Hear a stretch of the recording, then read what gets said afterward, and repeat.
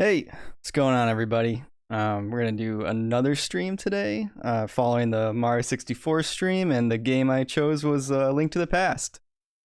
Um, I was just kind of thinking back to other games like Mario 64 that I hadn't played in years and years, and this was one of the games that jumped out to me in my mind. And also, Zelda's kind of topical right now because everyone's playing Tears of the Kingdom, but here I am playing this really old Zelda, so let's all forget about Tears of the Kingdom for a little bit and jump back into one of the most foundational games in the series. Probably the most, I would say, that really pushed the series forward. So yeah, let's get in there.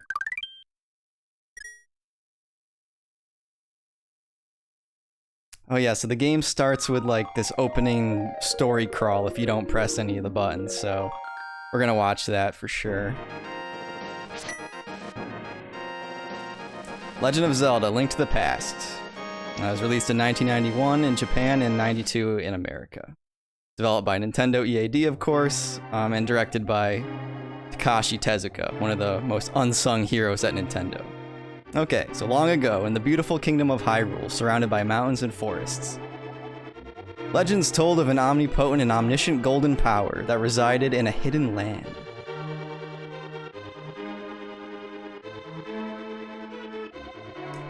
Many people aggressively sought to enter the hidden golden land.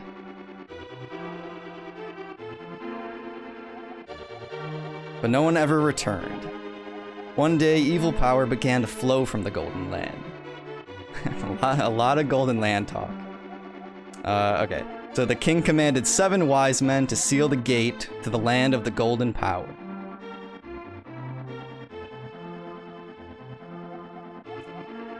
That seal should have remained for all time.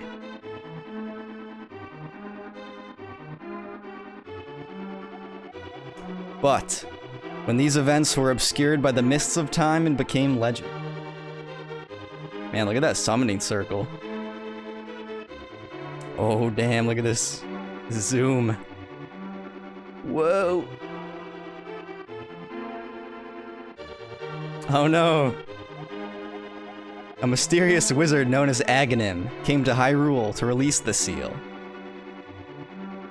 He eliminated the good king of Hyrule and turned him into a skeleton warrior, apparently. Oh no. Oh, there's Zelda. An Aghanim.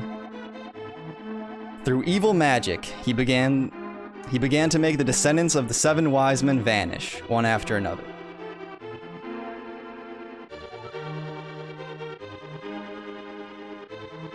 Man, I love the sprite work in this game. It's so timeless. Yeah, when I was a kid, I could not pronounce Aghanim at all. And the time of destiny for Princess Zelda is drawing near. It's kind of a weird sentence to end on, but okay. So yeah, that's the opening part of the game. I don't remember if that text crawl comes back when we start the game, but whatever. Is this the long-awaited sequel to Breath of the Wild? Yes. This is it. They worked on for 5 years, and 6 years is what they came up with. They just released A Link to the Past again. And I'm okay with that.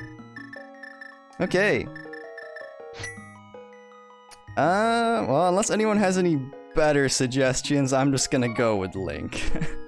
It's usually the safe bet. I don't think there's any weird, like, Easter eggs or anything if you name him something else.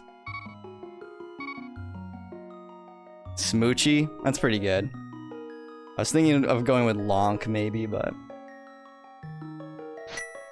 Alright, and there he is. Aw. Our pink-haired boy. The pink hair of legend. Help me. Please help me. I am a prisoner in the dungeon of the castle. My name is Zelda. The wizard Aghanim has done something to the other missing girls. Now only I remain. Aghanim has seized control of the castle and is now trying to open the 7 wise men's seal. I'm in the dungeon of the castle. Please help me. Link, I'm going out for a while. I'll be back by morning. Don't leave the house. Don't leave our one-bedroom house. Alright, yeah, so if you don't touch anything on the controller, you just kind of sit here idle. But yeah, press any button and Link will leap out. And here we go. So right off the bat, we have access to, you know, we got the start menu. If you press R button, or sorry, it's the A button in this version. I'm thinking of the Game Boy Advance version, because that's the last time I played this game, but... yeah, press the A button, you can lift up pots, there's some hearts under there. I believe if you come back to the house at any time during the game, that there's always hearts there. Press A to open shit. You got the lamp! Now you can light torches and see your way in the darkness. Beautiful. Alright, so we're gonna defy our uncle's wishes and leave the house. Yeah, look at this. Look at that, the rain effect and the lighting. It's so beautiful. Alright, yeah, we can use our meager strength to lift up bushes, but not rocks. I love Link's exerting himself face there. Alright. And... help me, I'm in the dungeon in the castle. I know there's a hidden path from outside of the castle to the garden inside. Okay. Yeah, if you press continue, or select, you can continue game, save, quit. I believe there's a way to look at the world map. Yeah, you gotta press X. So that's pretty cool. You zoom out? Yeah, okay. Press X again. Cool. Man, it's been a long time since I've played this game. I was trying to remember the last time I played it, and I think the last time I played this game was the Game Boy Advance version back in like 2014.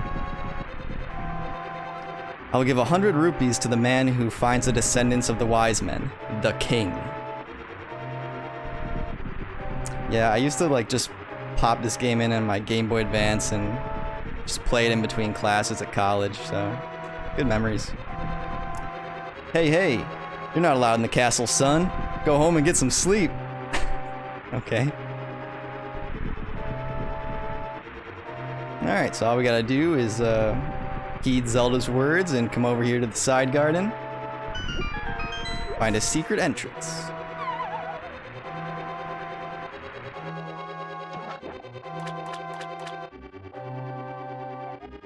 Ugh, Link. I didn't want you involved in this. I told you not to leave the house. Take my sword and shield and listen. You can focus power in the blade. Hold the B button. Then release it using the secret technique handed down by our people. Link, you can do it. Save the princess. Zelda is your... Oh no. R.I.P. So yeah, our uncle's dying breath, he tells us to hold the B button and gives us a sword and shield. So yeah, if you hold the B button, you can focus your energy there, and you can do a spin attack. And if you just hold it out, you can use it to tap against walls or just run into enemies and kind of stab them that way. I don't know if the spin attack with this sword does any additional damage. Don't remember. I'm sure you could look that up, but yeah, so enemies here, easy enough to dispose of. You press what is it? Oh yeah, so you press the Y button, you can use whatever item you have equipped. So you're short on magic power, you can't use the item now. Watch your magic meter. I believe you pick these pots up, you get some magic, you fill up your meter over there, you press Y, and you can use the lantern. Alright, so we found a blue rupee, which are worth 5. And it's just like a little tutorial area, basically. This whole first part kind of is.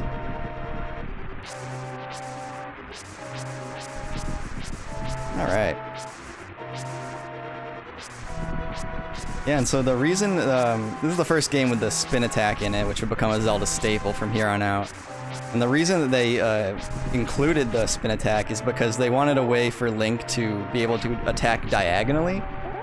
So that was the thought process behind putting the spin attack in. Oh, you got hurt. And yeah, if you get hurt, you take a little bit of damage with your heart meter there. You just gotta find some more hearts to refill it. No big deal. You can usually find hearts in rupees in the grass or in pots. But cool, yeah, so now we get to enter the castle, and this is kind of like the opening tutorial dungeon of the game. We don't even really need to fight these guys. But yeah, so already this is like kind of a cool switch up from the original, or the first two Zelda games. Like you start the game by going into the castle, which is kind of cool. Yeah, so we go up this way. I think the throne room's up this way, but we can't really do anything there, so what we need to do is you can either go right or left and just come up up here. All leads to the same way that we need to go. Okay, so yeah, I think the spin attack does do some more damage.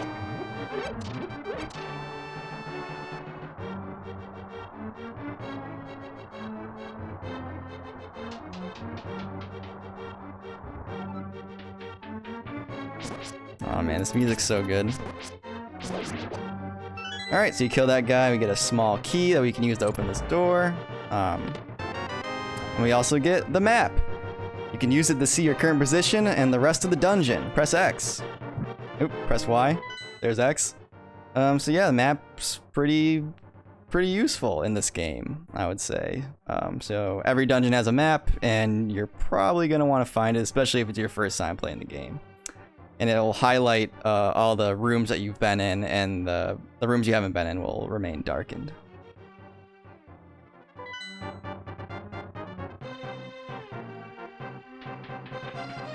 Oh yeah, that's another... I keep pressing Y by accident, but...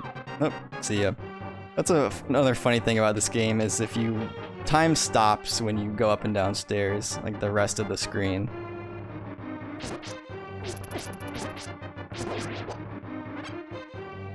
Alright, we also throw pots at our enemies, and actually a pretty effective and powerful way to dispose of enemies in this game. Yeah, it does more damage than like your standard sword swing.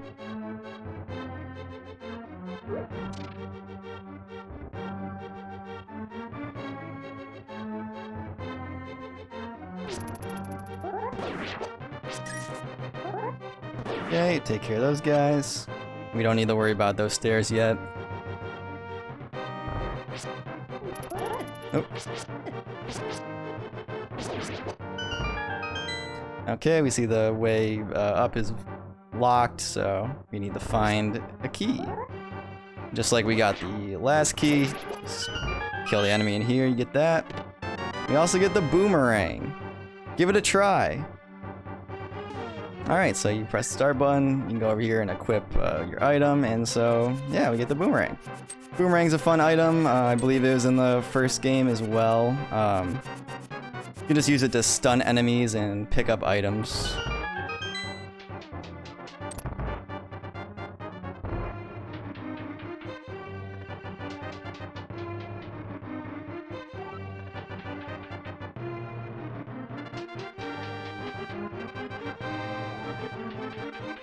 Alright, so I'll try to show it off. There we go. So it just freezes the enemies for a little bit, and it can be pretty useful. So if we go over to the right here, we kind of get like this stronger enemy. I don't know what they're called, but...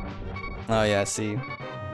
Does quite a bit of damage, but we can take these pots over here, use them to heal, and yeah, throw them at him.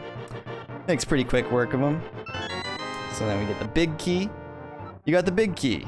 This is the master key of the dungeon. It can open many locks that small keys cannot. So we can use this to open the door here. Talk to Zelda. Thank you, Link. I had a feeling you were getting close. Link, listen carefully. The wizard is magically controlling all the soldiers in the castle. I fear the worst for my father. The wizard is an inhuman fiend with strong magical powers. Do you understand? Not at all. Yes. Alright. Let's get out of here before the wizard notices. I know a secret path, but first, we have to go to the first floor. Let's go! Alright. Now we have Zelda kind of tagging along behind us. I don't think you can talk to her or anything, but she'll just follow you around and just, you know, she's there for you.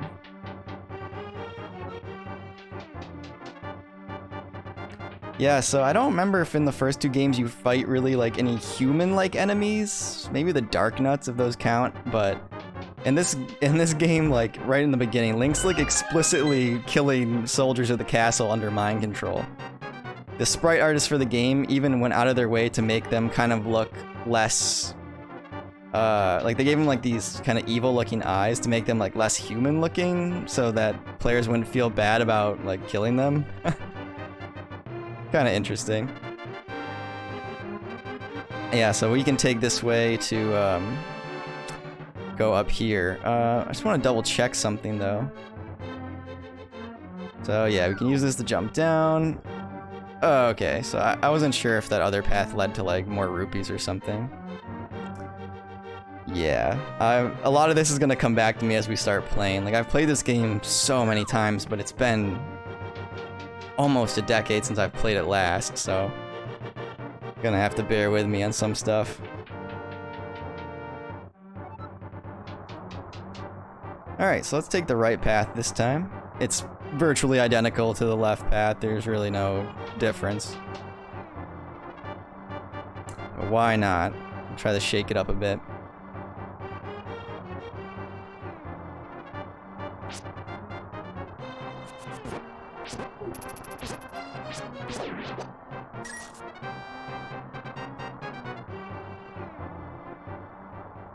Okay, so we got this way. This is like outside of the castle, and yeah, there's not much we can do out here at the moment. If you try to hit that with your sword, you'll just get hurt.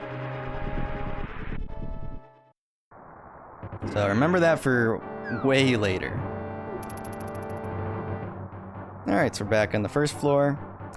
Zelda says, "There's a secret passage in the throne room that leads to the sanctuary. I'm sure the old man there will help us." Awesome. Alright, so if you came here earlier before you got Zelda, there's not much you could do. You might have been able to see the king, I don't remember. He might have been just sitting there, but whatever. The ornamental shelf should open. Do you have a light? It's pitch dark inside. You can't see without one. If you're ready, let's go. Help me push it from the left. Yep, so with Zelda's help, we're able to push this big block where we couldn't have before. Now we're in the basement. And there's a bunch of rats down here. Also a pretty common Zelda enemy, or just video game enemy in general. Yeah, so you can light the torches up. We just gotta switch back to our lantern.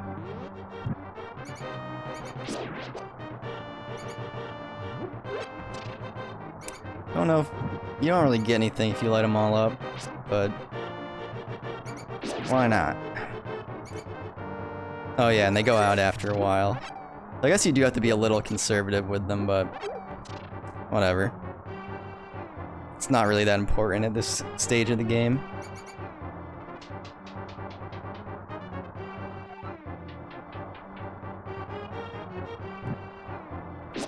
Okay, some snakes in Zelda series they're called ropes for whatever reason, and they're a pretty common enemy in Zelda as well. Their whole gimmick is if you meet them on their at their line of sight, that they'll just start coming at you faster.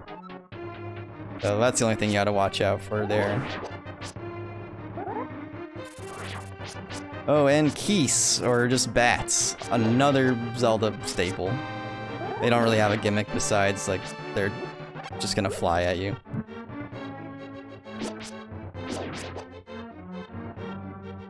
Alright, so we see there the way forward is locked, so we gotta go find a key.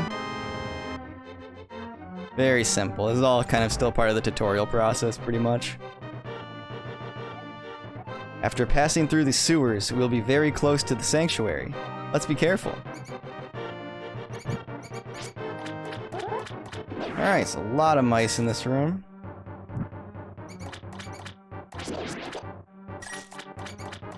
Don't really have to kill them all, but, you know, they drop money. Ooh, so that's a red rupee. That's worth 20.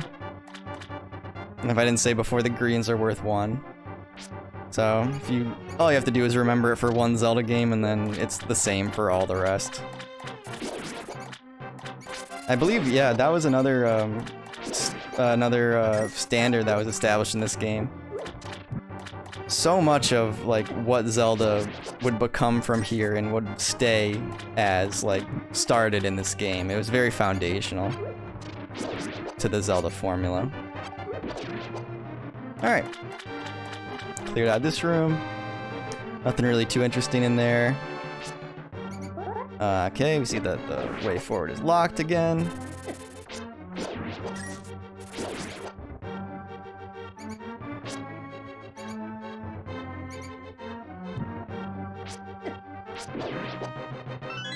Alright, so all we had to do, okay, we didn't even have to kill all the enemies. Just one specific mouse, I guess, had the key. So it's just kind of teaching you that sometimes that'll be a way to progress in dungeons. Oop. Alright, we see there's a little crack in the wall here, and we can't really do anything with that right now, so try to remember that for later. Alright. We don't need to kill every enemy. Alright, and this is the first block pushing puzzle, if you could even call it that. It's just, you know, more teaching you, pretty much. Okay, so it's nice and bright in here, so we no longer need our lamp. I'm gonna switch back to the boomerang.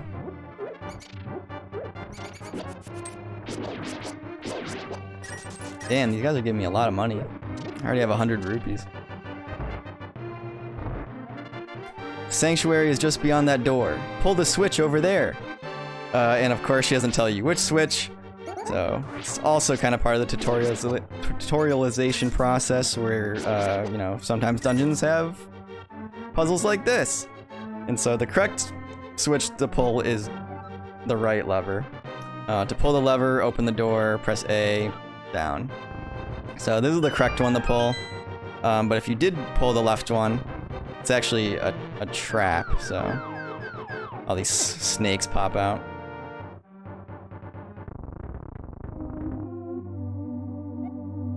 Princess Zelda, you are safe.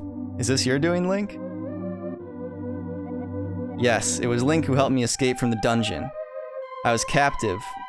Wait, when I was captive, the wizard said, "Once I have finished with you, the final one, the seal of the wise men will open. Link, you must not let the land of Hyrule fall into the wizard's clutches. If he releases the seal of the 7 wise men, evil power will overwhelm this land.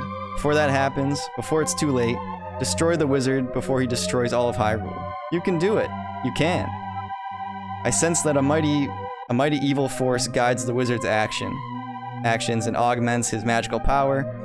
The only weapon potent enough to defeat the wizard is the legendary Master Sword. It is said that the village elder is a descendant of one of the 7 wise men. Maybe he can tell you more. I will mark his house on your map.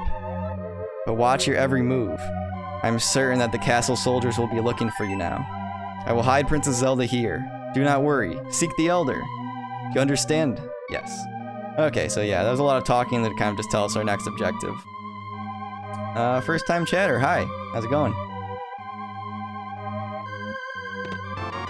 Alright, and if we open this chest, oh geez, find a heart container. Heart level will increase by 1. Alright, nice. So yeah, so the priest mentioned the Master Sword, which I believe is the first time that the Master Sword is mentioned in this game, or in this series, so pretty cool, kind of becomes a staple from here on out.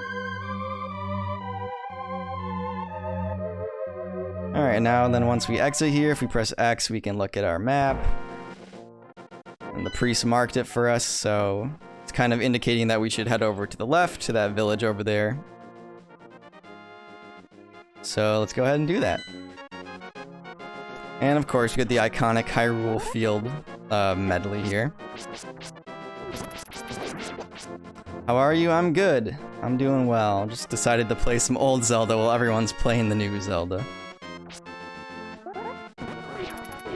I figured maybe, you know, not everyone knows about the older Zelda titles, since Breath of the Wild brought in a ton of new audience to the Zelda IP, so be a fun thing to revisit. Alright, so we go this way to the left to Kakariko Village. Kakariko also is a staple of the Zelda franchise at this point. It's pretty much in every game.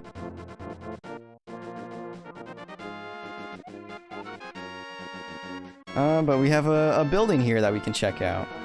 Oh yeah, we also have the Cuckoos. I believe this is the first game that they're in as well. And of course, if you're familiar with them from any Zelda game, if you attack them long enough, then they'll summon a storm of chickens to attack Link and can drain your health bar very fast if you don't have a lot of hearts. Alright, so this is a fortune teller hut. Basically, if you pay him 20 rupees, it kind of acts as like a hint system. It'll tell you like what your next objective in the game is. You look like you might have an interesting destiny. May I tell your fortune? I'll make it cheap. So yeah, I probably wouldn't normally do this, but I'll just show it off.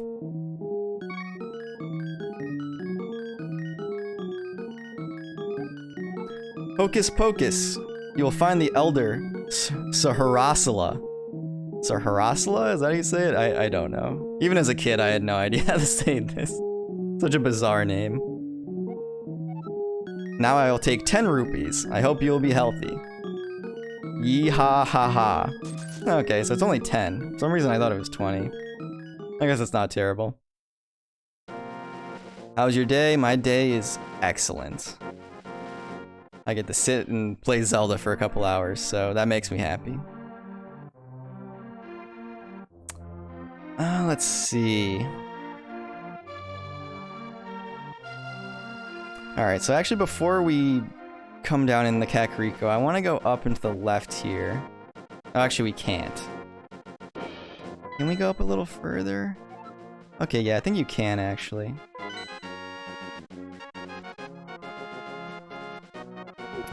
Yeah, so before we go into the village, I want to come up here and show off the Lost Woods. So this is also, you know, a staple thing from in Zelda. It's been around since the first game, and this is this game's rendition of it.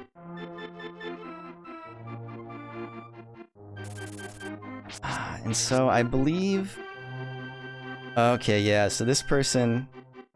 This is like I don't remember their actual name, but it's like this thief, and if you let them touch you, then they'll knock out some items and steal from you.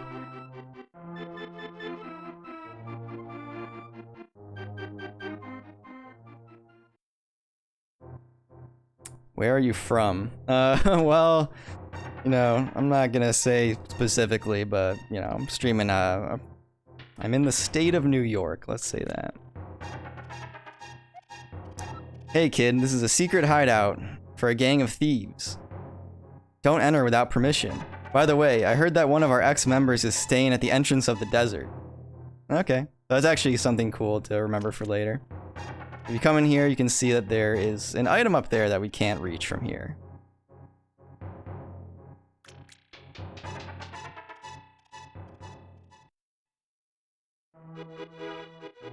So if we go around this way, you can find a secret entrance. You drop down here, and then we'll be able to get the item. You found a piece of heart.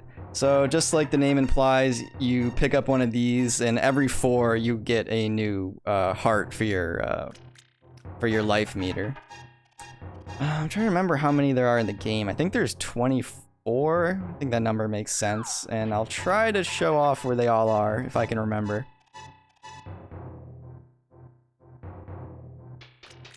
Wow, that's nice New York. It's a beautiful place. Yeah. Can't complain too much.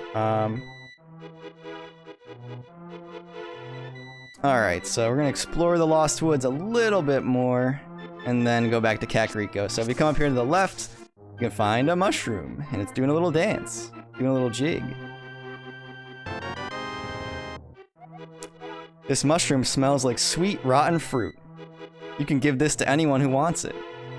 So yeah, get a little magic mushroom over here. We won't be using that for a little bit, but something you can come up here and just find. Ooh. Okay, I don't know if you saw that, but when we exited the log, there was like a little... Okay, yeah, a little bug guy here. Okay. Not the one I was thinking of. Those kind of enemies like appear later in the game, and will just like constantly give you rupees every time you hit them. And you can see there the thief is caught on like a fake Master Sword's pedestal. You can actually like interact with them and... Yeah, this is it! The Master Sword! No, this can't be it. Too bad. So yeah, it's a bunch of fake Master Swords around here, which kind of lets you know that the Master Sword is somewhere here in the Lost Woods, potentially. Alright, so let's go down to Kakariko, actually. For real this time. I just remembered I wanted to go up there and get the magic mushroom. Oh, I don't actually want it equipped, though.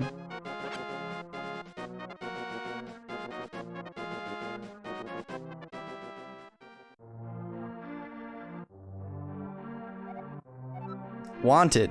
This is the criminal who kidnapped Zelda. Call a soldier if you see him. So yeah, if there's gonna be soldiers walking around in the village, and if you talk to any of them, they'll just... Or any villager, really. They'll just start attacking you. So that's pretty fun. Alright, so before we go in any houses, I want to go over here to the left. Yes. So we go into this cave. Very much like the Lost Woods. That little secret area. We can come over here, we can see all this stuff. But we can't get to it. So just like in the Lost Woods, to get into it, we have to go and find another entrance. Luckily, it's pretty easy. What does this sign say? Okay, it's just the same. Alright. Jump in as well. And yeah, that's what that's supposed to be, a well. And now we can get all this treasure. You got some bombs. You can pick up and throw a bomb you placed by pressing A. Cool. So yeah, we get some bombs. Don't know... Oh, okay, so up at the top, it'll say how many bombs you have. And it also shows arrows next to you, kind of indicating that we'll be able to get arrows at some point. Alright, red rupee. Damn. We're already flush with cash and we just started the game.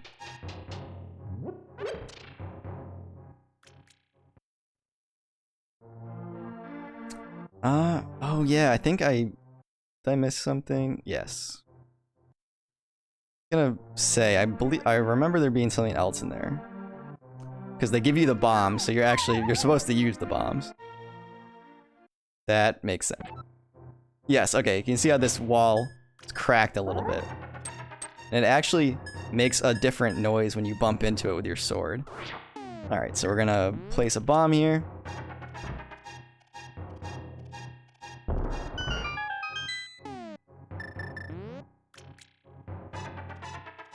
And we access a secret area with even more money. And a piece of heart. So we've already found the second of the 24 pieces of heart. And that's pretty good. Not bad, not bad.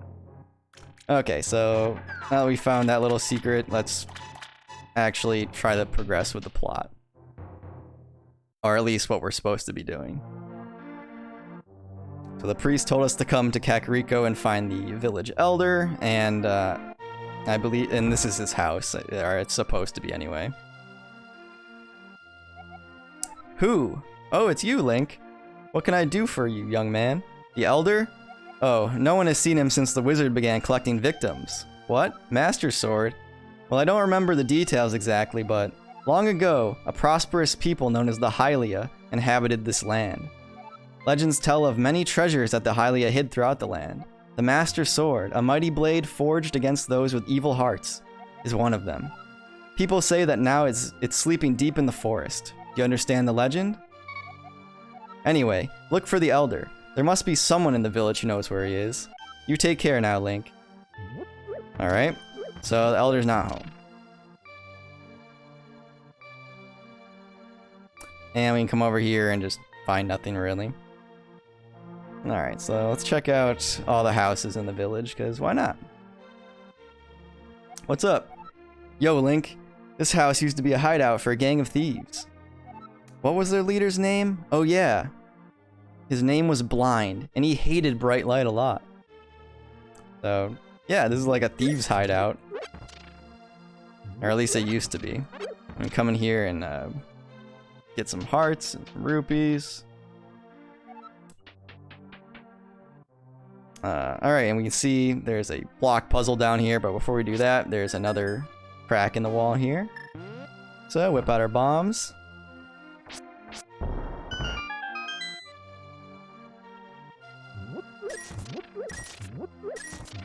We're able to find a bunch of rupees again, and the third piece of heart.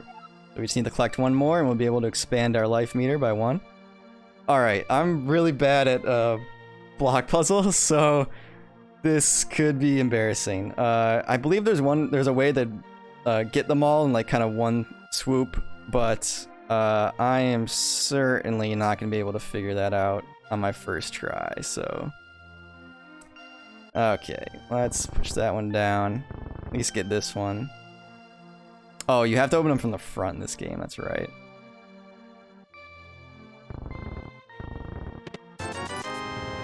I already pushed this one? No, I didn't. I already screwed up. Shit, alright. Well, whatever. The good thing is you can, oh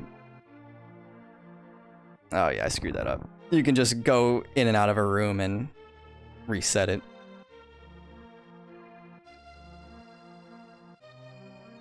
Oh, or can you not? If not, that would be not fun. You have to go up and down the stairs, maybe? Oh no, is this just screwed up forever? Did I short myself out of 40 rupees by screwing that up?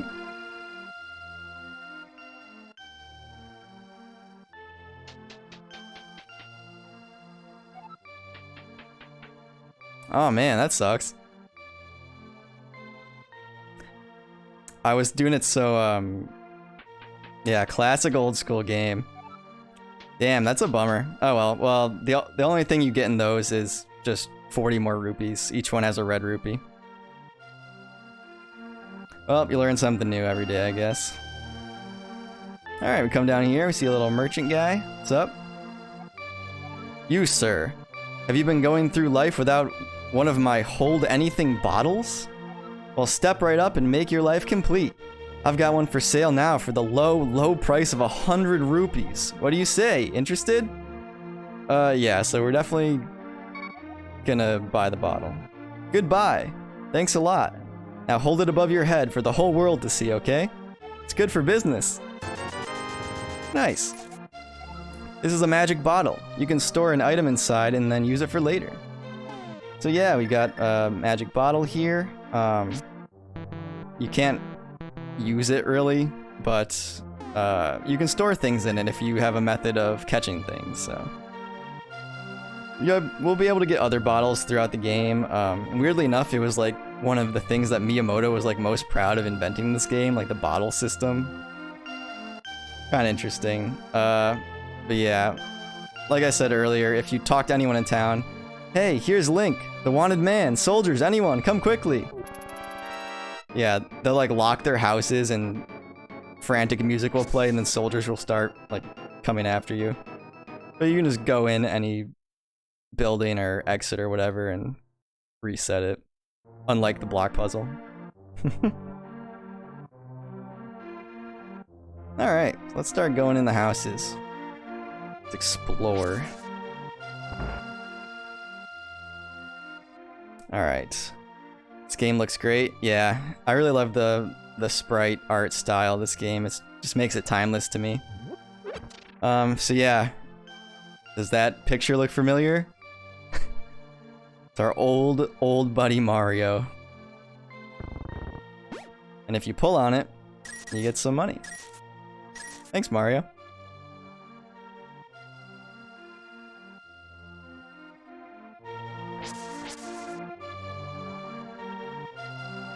Alright, so this guy's forgot to cut his lawn, so let's do that for him. I don't remember what's in every house, but We're gonna find out, I guess. Hi, Link. Sorry about the yard. It's a little overgrown. Thanks for visiting. I'm glad to have company to talk to. I'll tell you an interesting story. There is a lake swimming with Zoras at the source of the river, but it's hard to find. The treasure of the Zora can turn people into fish.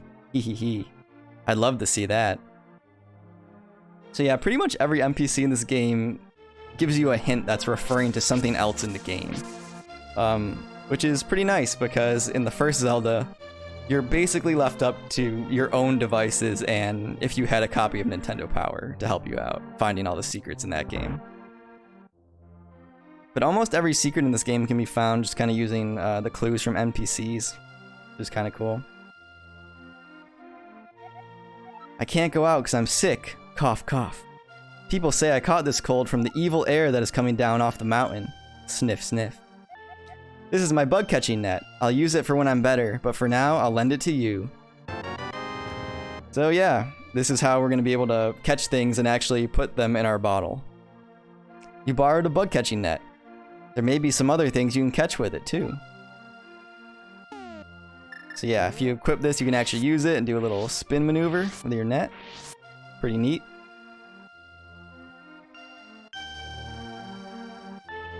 Okay. So if we talk to this guy, he won't call the cops on us. He'll just start running away.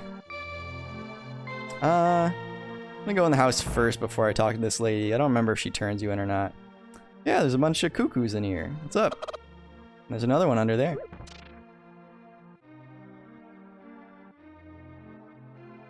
You gonna turn us in, lady? Oh, Link, the rumors say you kidnapped the princess, but I still trust you. Thanks, Grandma. Okay, no house over here. It's a vacant lot. You destroyed Grandma's house. Yeah, this is definitely the first game that, Link is basically a criminal in this game. He just like breaks into people's houses and destroys their pottery, steals their belongings. Alright, so I believe this house is the inn. Yeah. Mumble mumble. My son really liked to play the flute, but he went to look for the golden power and has not returned. I wonder where he is and what he's doing. Whoa, I saw her. A very nice young lady at the waterfall of Wishing, in the hills where the river begins. Link, you should meet her at least once. I'm sure you'll like her. So yeah, these are all important clues. You can see back there, there's a chest. And we'll be able to get that right now, actually. It's pretty easy to get. Oh, oops. So we just gotta go around to the back.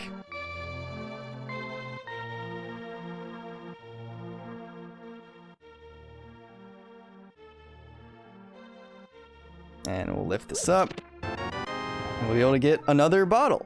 This is a magic bottle. You can store an item in it, blah, blah, blah. So yeah, now we have 2 bottles that we can store things in.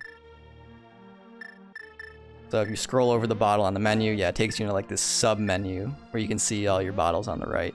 You can kind of just like glean from the size of the menu, like how many more we'll be able to get throughout the game. Either like 4 or 5. Yeah, how are my audio levels, by the way? Can you guys hear the game alright? Hi, Link. Elder? Are you talking about the grandpa? Okay, but don't tell any of the bad people about this. He's hiding in the palace past the castle. I'll mark the spot on your map. Here you are. Good? Alright, cool. So yeah, we talked to this kid, and he'll mark where we can find the village elder on our map. And it's all the way on the right side of the world map, the Eastern Palace. So we have a long trek ahead of us.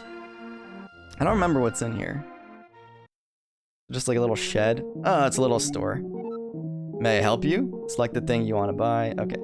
So yeah, you can buy bombs, a heart, and that thing on the left is a red potion. If you choose to buy it, it'll fill up one of your empty bottles with a red potion, which fills up your life all the way. And you can choose to drink it at any time. So yeah, that's pretty nice. Okay, cool. So I think we pretty much explored all of Kakariko. There's a little place down here that we won't be able to do anything with yet.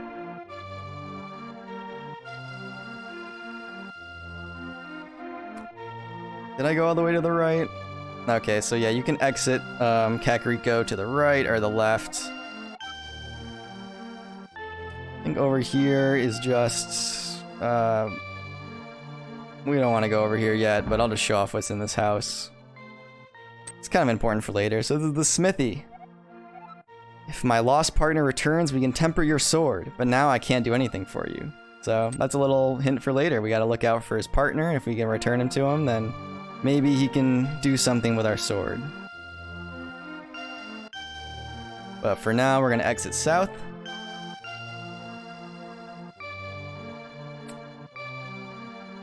Okay, and there's a couple houses over here.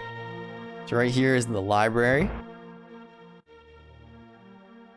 And there's nothing we can really do over here, but you can see that there's a book balanced precariously on top of that bookshelf.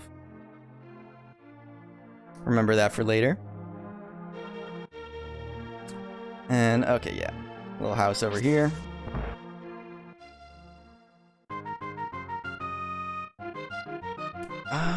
Okay, so this is like a chest game.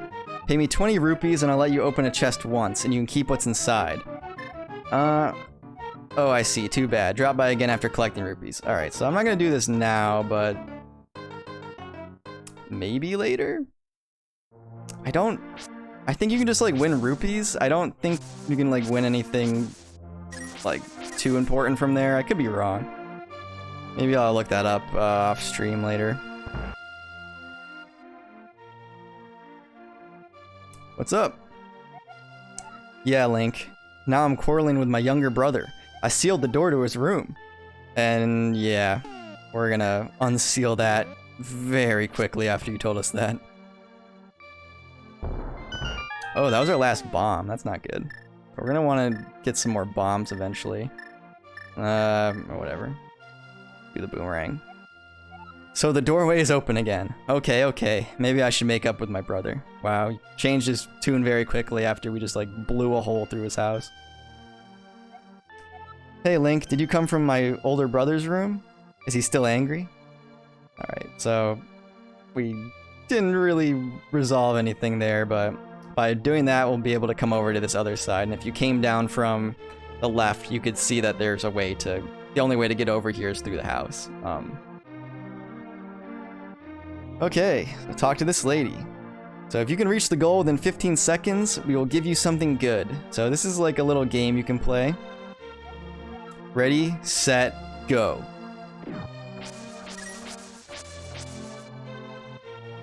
And the goal is you kind of just want to make your way to the top left as fast as possible. I don't know if you can... okay, shit. You cannot lift up that sign. I think I already blew it.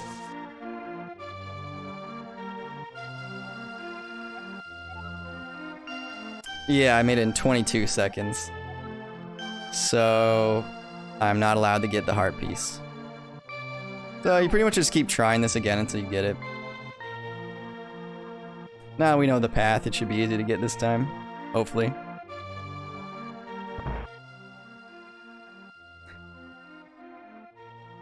Yeah, it's gonna be the interesting thing about this playthrough. Like I said earlier, I haven't played this game since like almost a decade or so. I remember like what you're supposed to do in a lot of the parts because I've played it so many times like when I was a kid, but actually doing them again is gonna maybe be embarrassing or a challenge. Kind of like with the Mario 64 stream. Oh, okay, so you don't actually have to pay anything to do this. For some reason I thought you did. Oh, did I fuck up again? No, okay, we're good. I thought you had to pay 15 rupees every time, but I was confusing that with her saying 15 seconds. Ah, damn it. Okay, so what's the ideal path here? Up this way.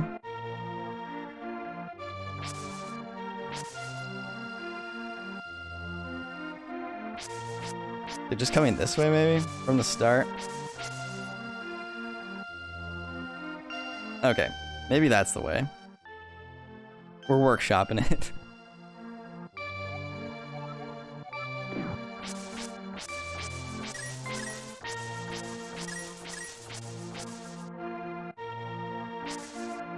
Come on.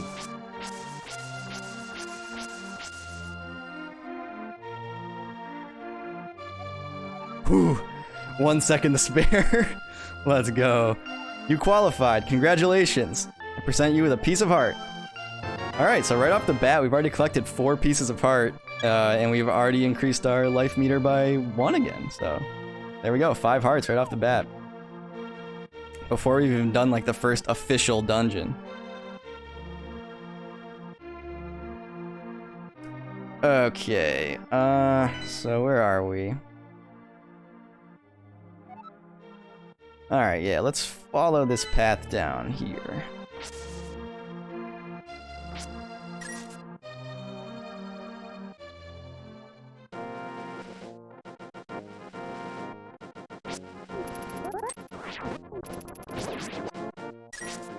Ooh, okay.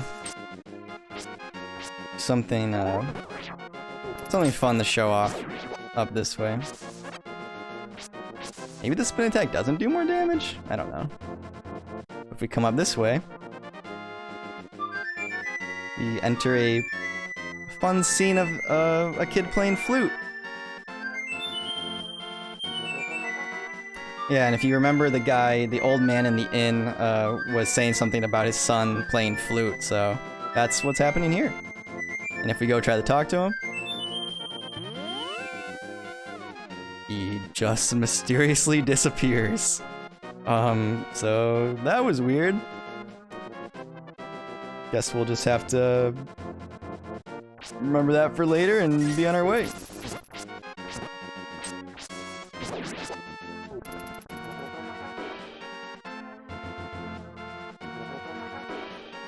Am I going the right way? Yeah. Okay, sorry. I'm gonna be popping open my map a lot because I'm just one of those. I don't know. In games that have world maps, and maps in general, I tend to pop it open and reference it a lot, so sorry about that in advance. I'll make sure to kill all these soldiers without getting hurt. If we go up here, we've made it back to our house from the opening of the game.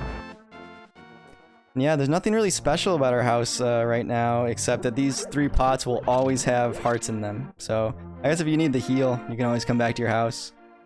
Let's see.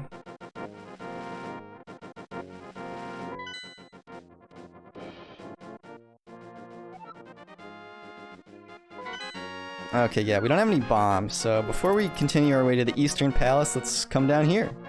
So now we are in the Great Swamp area of Hyrule.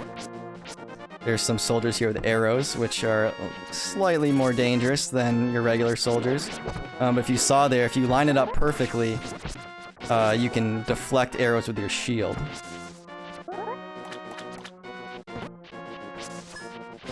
Alright, maybe you don't have to line it up that perfectly. It just kind of bounces off. Yeah, and soldiers can hide in the grass too, but if you cut open the grass when they're hiding in it, it just kills them instantly. Oh, fucking birds. Alright, so we come over here to the left, we find this cool building here.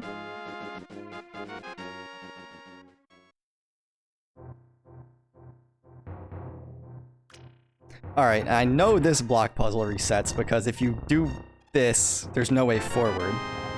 Alright, we get some bombs.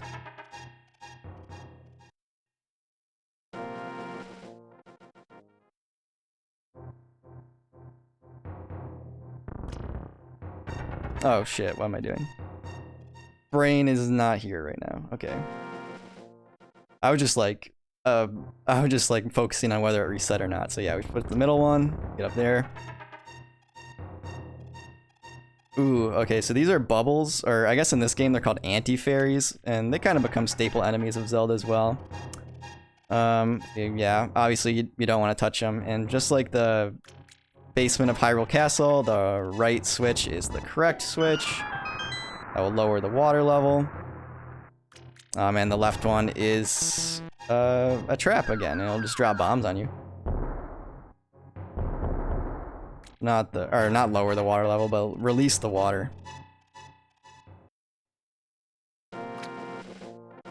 Alright, now that we've drained the water out here, we can collect a piece of heart. So what is that? That's the 5th piece of heart we've found in the game. And all these fish are out here. The fun thing is you can pick up the fish.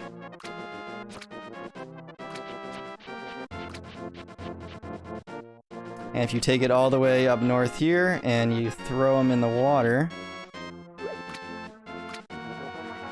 fish will talk to you and say, take some rupees, but don't tell anyone I gave them to you, okay? Keep it between us. And he'll just give you a red rupee, even though he threw it into an area that was... yeah, if you jump into a deep water, you can't swim, so it'll just kick you back out, but it won't hurt you or anything. Okay. So there is another fun thing I can kind of show off. It's kind of requires some backtracking, but I feel like a lot of people probably wouldn't know about this, even if you played the game. Just like a fun little Easter egg thing. Well, not an Easter egg, but just like a fun little secret. So if you come back here and you release the water again, and you go back outside,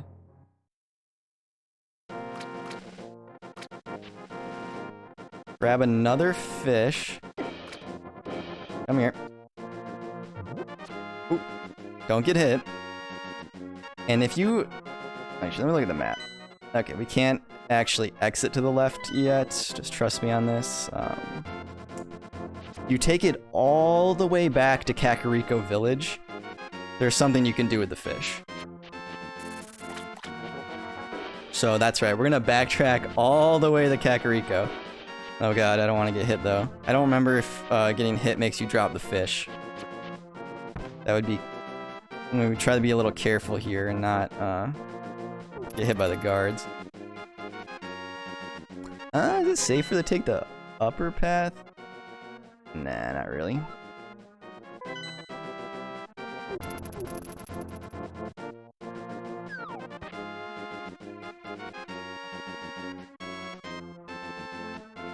Yeah, I mean, I understand why no one would ever do this, because it's kind of a pain. And honestly, the reward, it's like kind of cool, but it's not like super vital that you do it.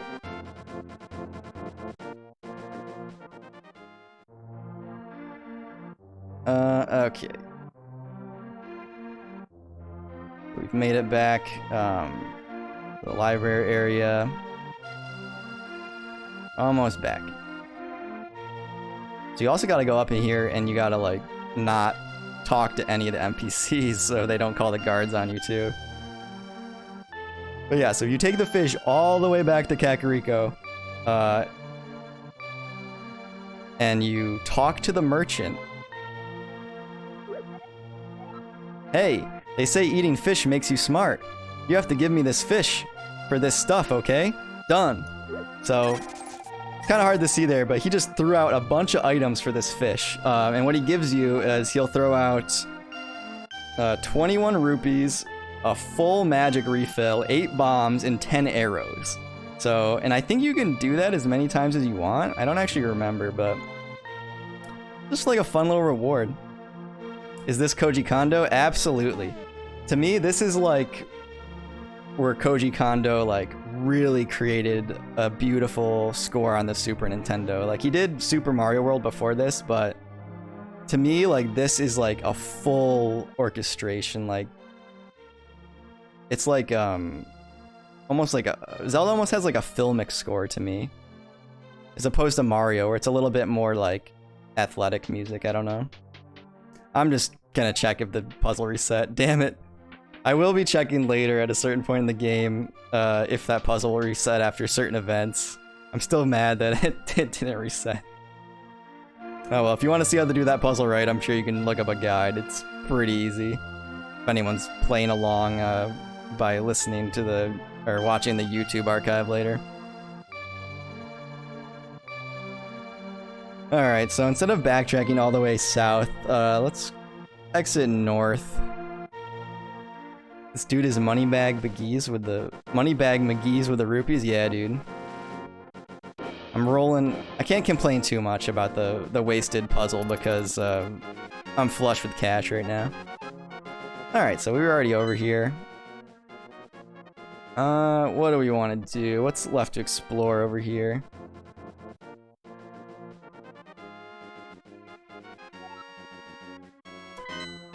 Alright, so yeah, this is where we came from after we escaped Hyrule Castle. The sanctuary's up here. If you go right past the sanctuary, there's the graveyard, or the cemetery. And there's not too much we can do at the cemetery right now with the items we have. There's just some enemies, and a very strong enemy up there. We don't want to mess with him. I believe up here, though, there is something we can do. Yes. Alright, so there's a secret bush here. If we fall down here... That music sounds familiar to you if you've played Zelda before. We can find a fairy fountain. So yeah, fairy fountains are a staple of Zelda. If you find them and talk to the fairy, I will soothe your wounds and comfort your weariness. Close your eyes and relax. Yeah, they will heal you, of course. And obviously this music is just so iconic. But fairy fountains have been around since the first Zelda game, and there's going to be a bunch hidden throughout the land of Hyrule, so I'll try to point them out as we come across them. I might not be able to find all of them, but we'll see. Okay. So we exit there, and it just spits us out at that cave we already knew about.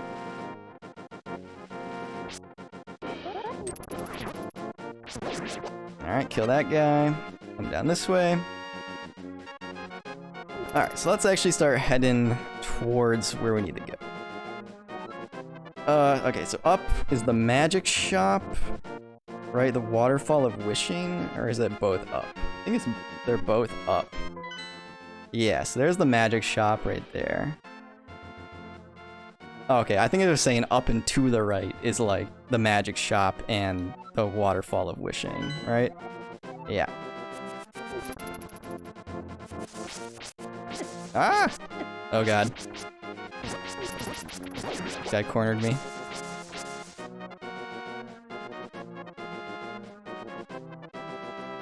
Ooh. Alright, so yeah, these guys are called Choo-Choos, and they're also kind of a staple Zelda enemy. You gotta hit them with your boomerang, because if you don't, and you try to attack them with your sword... Oh shit. Sorry, I'm gonna get the controls confused for a while until I get used to this. You get electrocuted. So that's why you need to hit them with your boomerang. Thing is, I'm more used to the controls of this game for the Game Boy Advance, because that's the first time... That's the first time I was exposed to this game, was playing that on Game Boy Advance. Yeah, we come over to the magic shop, we find the witch Syrup. That's her name, and she's also a reoccurring character in the series. Mmm, the smell of rotten fruit. If you give me that mushroom, I can finish my brew. Yeah, so we're gonna wanna give our magic mushroom to Syrup here. So you just go up to her and press Y. Hee hee. Thank you, young man. Come back to the shop later for something good. Alright, so yeah, now that we've given her the mushroom, so we can come in here, talk to this lady. Red is the medicine of life, green is the medicine of magic, and blue renews both life and magic. Here, taste the sample of the red potion, hee hee.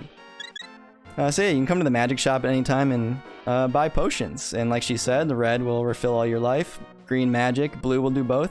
You talk to her the first time, she'll fill up one of your bottles with red magic, I thought? Did she not? I guess not. For some reason I thought she did. That's weird. Okay, actually, let me go back in there. I always kind of like to have one blue potion on me, and, you know, we have more than enough money, so let's fill up one of our bottles with a blue potion.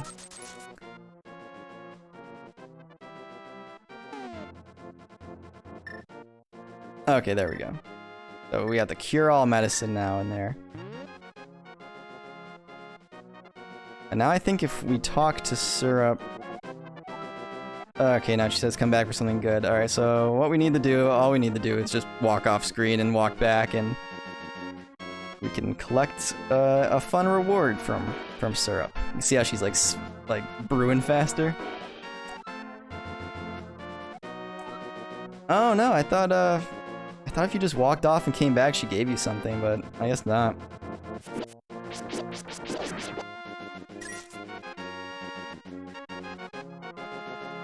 Let me walk off 2 screens and try it again.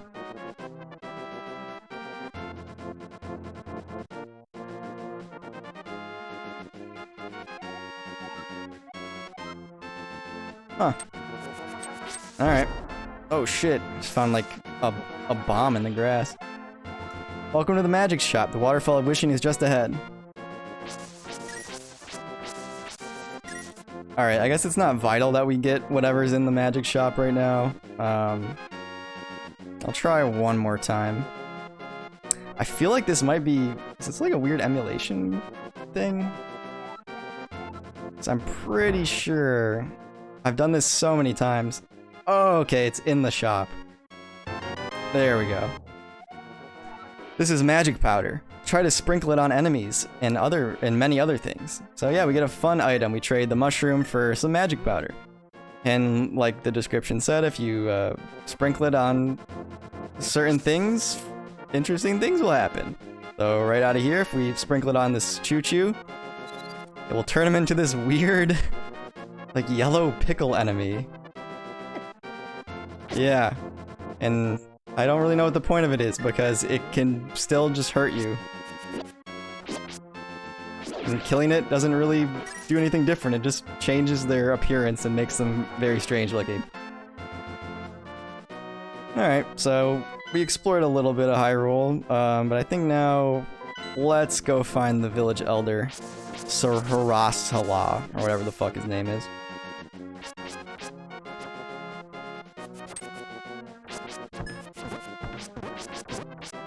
And obviously to do that, we're gonna have to go to the Eastern Palace, where that kid marked on our map.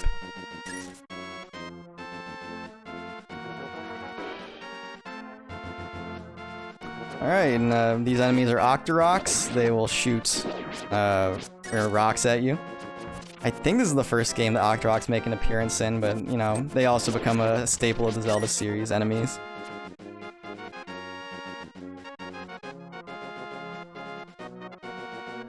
Alright, these big pillars kind of denote that we're getting close. We come up here and we're now in the Eastern Palace area. So somewhere around here, the village elder is chilling.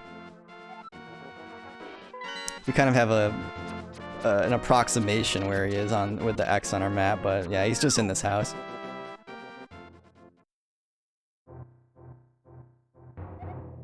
I'm indeed Saharasala, the village elder and the descendant of the 7 wise men. Oh really? Link, I'm surprised a young man like you is searching for the sword of evil's bane. Not just anyone can use that weapon. Legends say only the hero who has won 3 pendants can wield the sword. Do you really want to find it? And our only 2 options are yeah and of course. Good. As a test, can you retrieve the pendant of courage from the East Palace? If you bring it here, I will tell you more of the legend and give you a magical artifact. Now go. Now go forward to the palace. Alright, thanks, Sarasala. Yeah, we can see there's a cracked hole in the wall here, but we actually, I don't believe we'll actually be able to use our bombs to break it. We'll have to come back to it later. Okay, and here's an enemy called Armos. They're little statues that come to life once you come into their line of sight or just get near them, I think. Oh, excuse me. You can see we're accumulating a bunch of arrows, but we have no way in which to use them. So now we have to find our way to the East Palace.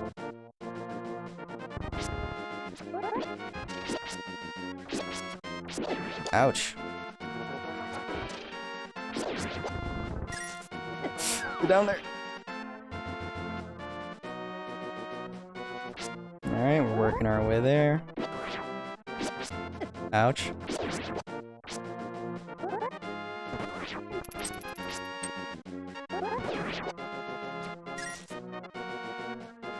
Alright, and we just go straight up here, ignore the Armos, and we've made our way to the Eastern Palace. The first kind of like real dungeon in the game. And you can see we're already presented with 3 options. We can go right, left, or straight up the middle if we hit this switch. So let's go up the middle. As you can see, if you tried to go right or left, you would just be met with a dead end. It's, you know, the first dungeon, so they're still kind of teaching you stuff. I don't know what those enemies are called. But as you can see, there's like a little odd spot on the floor here. There's a floor switch, which will become a staple of the dungeons going forward. Ooh, this is a fun room. So in the middle here, there's like these, oh god, there's like these cannonballs or whatever that just kind of roll down. And every once in a while, there's a big ass one, yeah. Ah!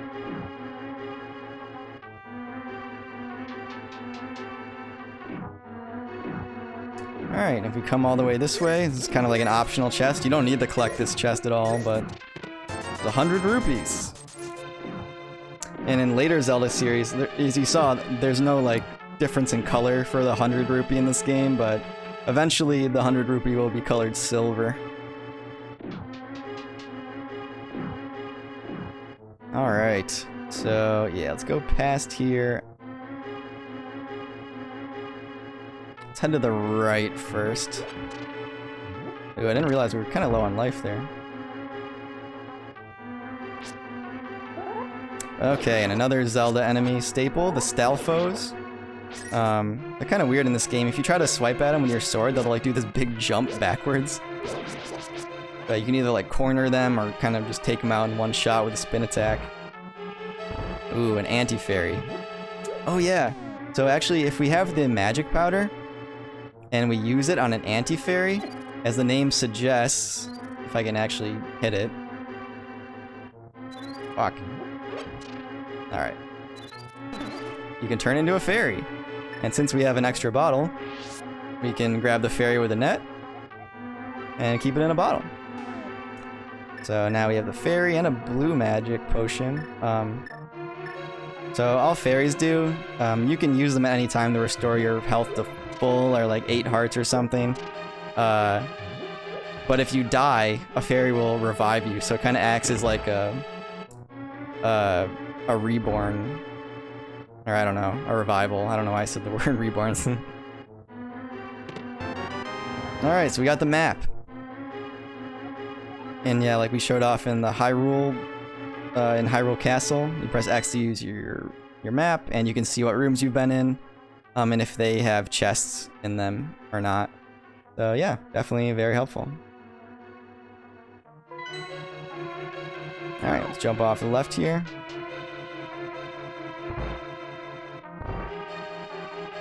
Now that we've thoroughly explored this right path, let's try the left path.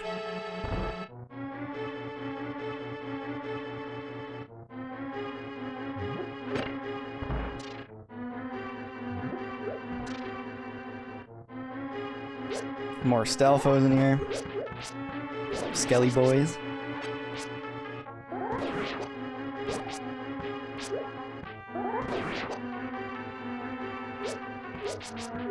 Come on.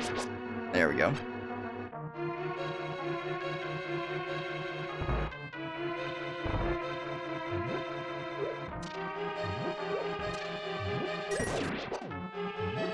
Ah.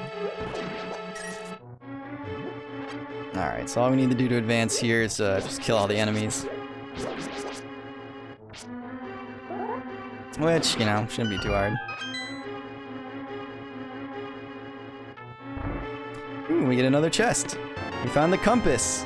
You found the compass. Now you can pinpoint the lair of the dungeon's evil master. So yeah, every dungeon has a compass as well, and once you collect it, as you can see in the top part of the screen there, you're able to pinpoint where the boss of the dungeon is. So yeah, the compass isn't incredibly helpful in this game. This is the first game I think the compass is in. I don't remember if it's in Zelda 1 or not. But compasses will become more useful in Zelda games Zelda games going forward, but not so much in this game. A lot of dungeons you can kind of beat without even collecting it, and it's not really a big deal.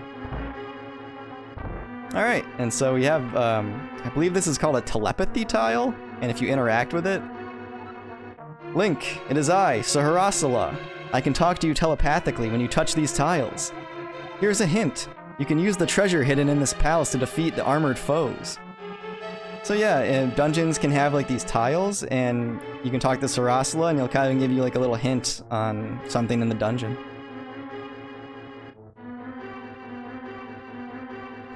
Alright.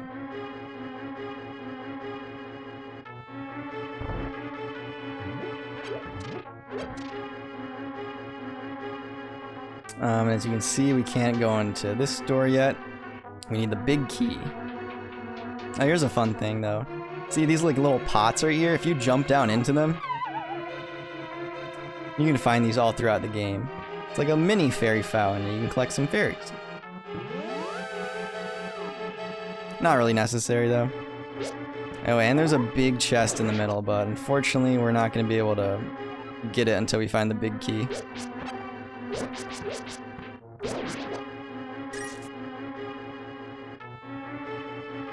So yeah, let's start working towards that.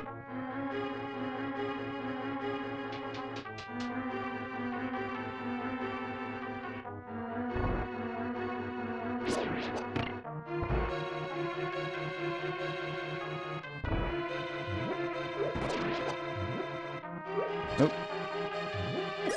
I don't know if you need to kill the enemies in this room, but yeah, like I said, this is gonna kind of be like a relearning experience for me. Okay. Okay, there we go. The small key was under that pot. Now we need to find where to use it. Oh, shit.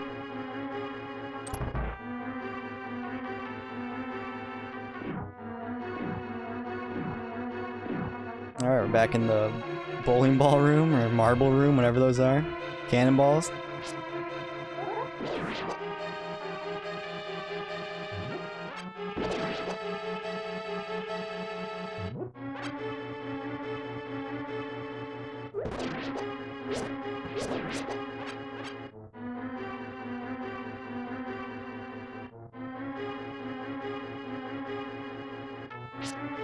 Yeah, are we gonna be able to kill this guy? Oh yeah.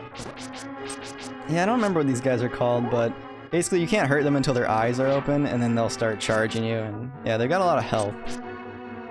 So, you know, if there's too many in a room, it can be kind of dangerous. Alright, cool. So now we got the big key. Can open all the big key things now. Ah.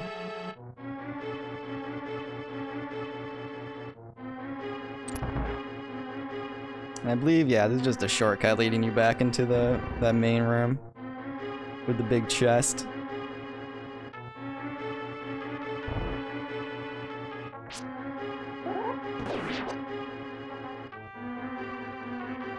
Alright, now that we have the big key, we can get the bow.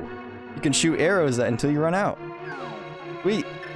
Now we actually have a way to shoot our arrows. And I just wasted one right against that wall. Oh god.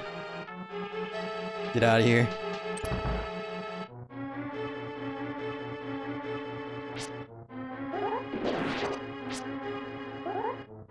Oh yeah, now with the arrows, we can actually beat these guys in pretty much one shot, if I didn't screw up the controls there.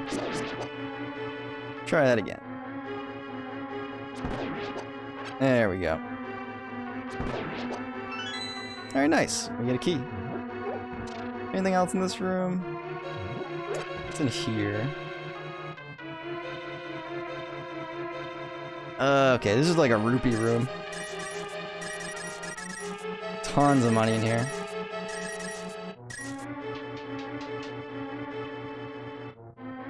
Man, we spent 160 on that blue potion, and we already are up to like almost 300 rupees again. Holy shit.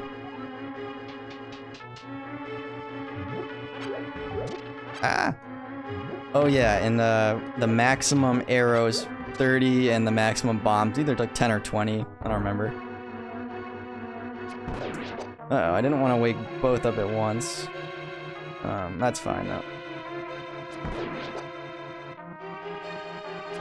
There we go.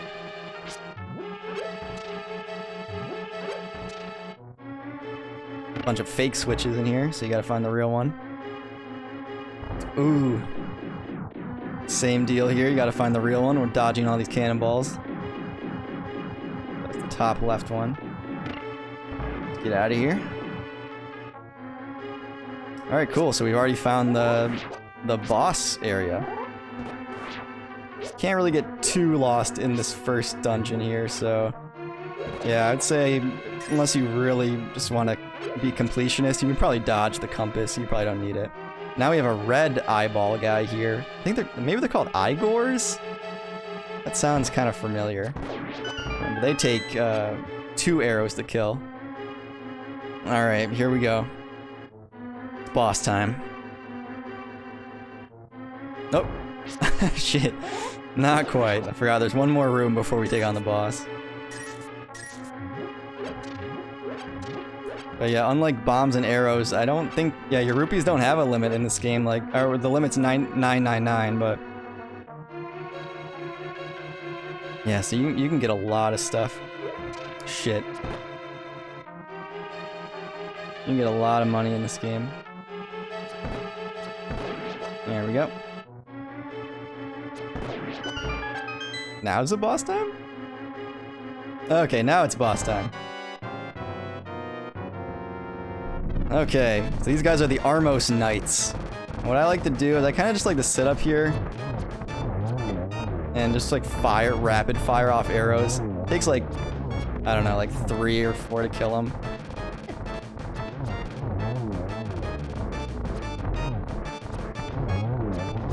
Then when there's one left, he kind of starts going berserk.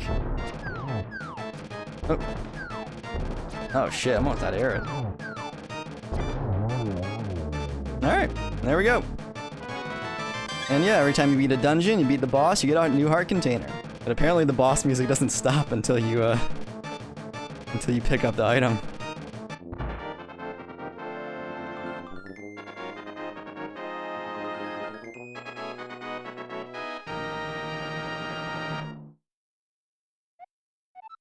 You won the Pendant of Courage. Take it to Sarasala. God, that name is such a mouthful. 2 pendants remain. Nice. Alright, cool. So we beat the Eastern Palace. Easy peasy. And now, just like was hinted at, we should...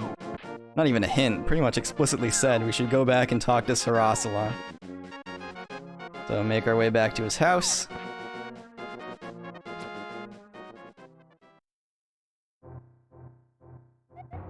Oh, you got the Pendant of Courage. Now I'll tell you more of the legend.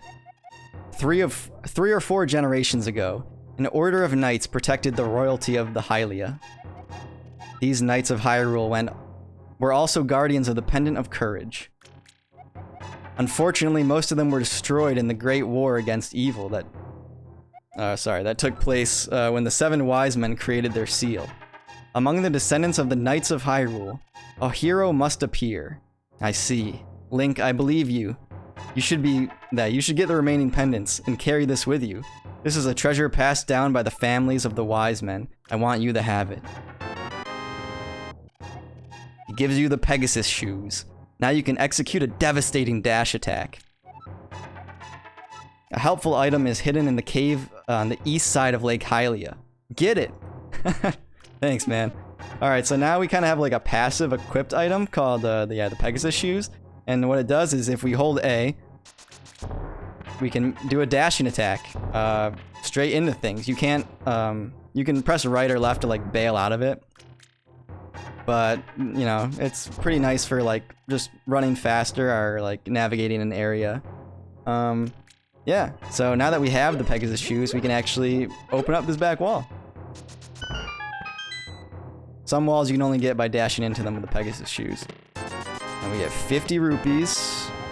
Bombs we can't get. Or we can't hold any more than 10. And yeah, more rupees. So 100 rupees and some bombs. Not a bad deal. Let's talk to him again, see what he says. Okay, just he's hinting at a hidden item in the cave. Alright, so I think now instead of going all the way back to the sanctuary, which is where I want to go, I'm gonna save and quit the game because I want to show off something. Before I do, I'm gonna make a save state here just in case this doesn't work. I don't know how Nintendo's emulation works. So if you hit save and quit, takes you back to the title screen here.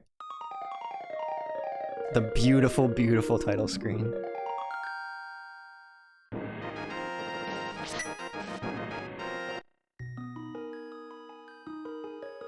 Alright, cool. So you just select it again, and yeah, you can choose to start from Link's house or the Sanctuary. And I believe if you didn't get far enough in the game to get to the Sanctuary for whatever reason, the only option will be Link's house. We're gonna start from the Sanctuary. Good way, just like warp over there. These guys say anything different? You defeat the wizard, the soldiers may regain their sanity. Go seek the pendants. No, not really. Oh, actually she does. Shit. You should follow the marks the Elder made on your map when you explore. If you don't know what to do next, you can also visit a fortune teller.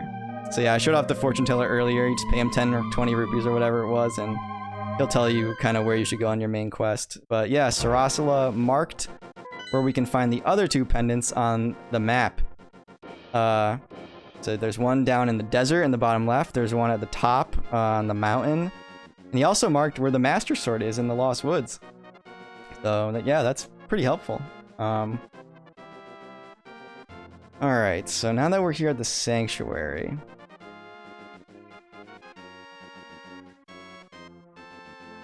what do I want to do here? So much you can do. It's kind of what I love about this game. Like, there's so much to explore that you don't need to do. And there's so many, like, cool, like, items and extra stuff you can find. I think now that we have the Pegasus boots, there might be something that we can get in the graveyard. Let me see.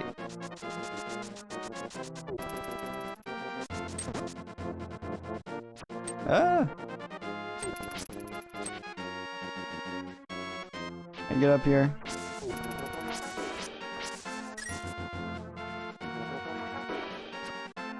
Okay, yeah, actually, never mind. Oh god. Surrounded.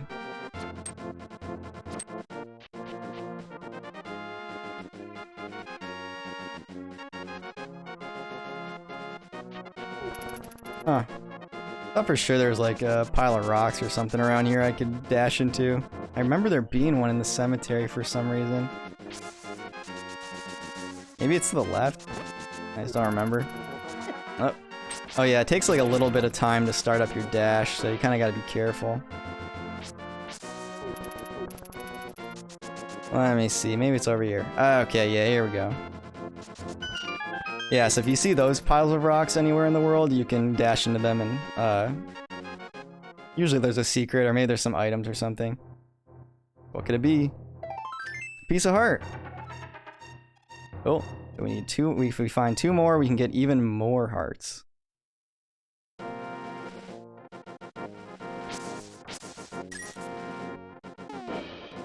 Okay, so what I'm gonna do now, I'm gonna save and quit again, but for a very specific reason. And I don't know if I'm gonna be able to do this. We'll see. I do want to show something off that I've never actually attempted before, but I've since learned is a thing in this game. I've always heard of it, but I've never attempted it. So what I'm gonna do, I'm gonna start from the Sanctuary. I don't exactly know the complete criteria for this, so I'm gonna make a save state here. And what I want to do is I want to start from the Sanctuary. I want to dash.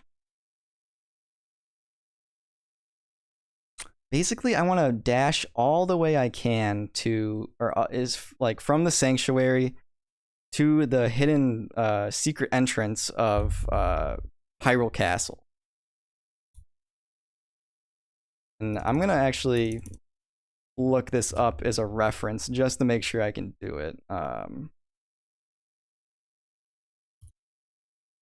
Because it could take a couple tries.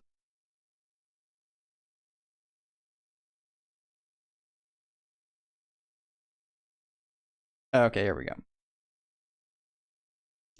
Okay, let's give it a shot. If this works, then I'll be able to show you guys something cool. If not, I'll try it a couple times, I think. So now that we have the Pegasus boots, I can show this off. All right, so we want to dash pretty much as fast as we can. Oh shit, I think we want to go left. Yeah. Oh, nope. Want the dash straight through. There we go. Oh no. It's not working out. Shit.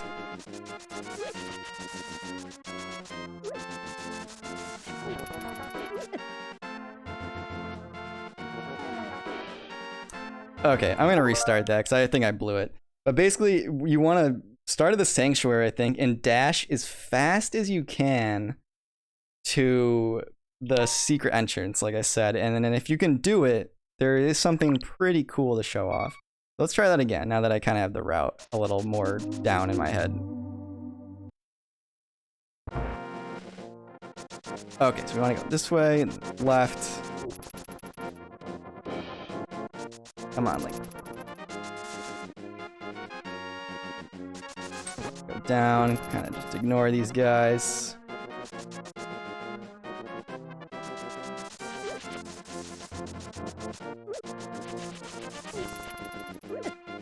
Oh no. Come on. I don't know if you can get hit. That might be part of it, not getting hit. And if I did that right... Damn it, I didn't. Okay, one more attempt. Maybe you can't get hit.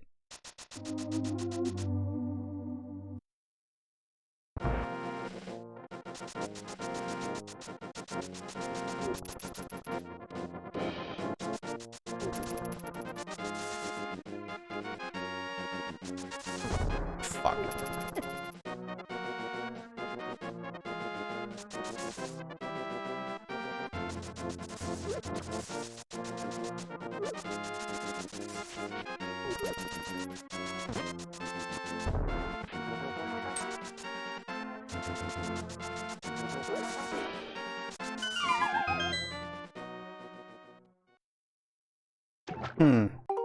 Darn it. Okay, well, I'm not gonna be able to do what it looks like, but if you can do it, maybe they patched it out of this version of the game, I don't know. There's like a secret room you can get to. So what I'm gonna do, since I've been streaming for like an hour and a half at this point, I'm gonna take like a 2-minute break real quick, and I'm just gonna like look up how to do it, because I do want to show it off.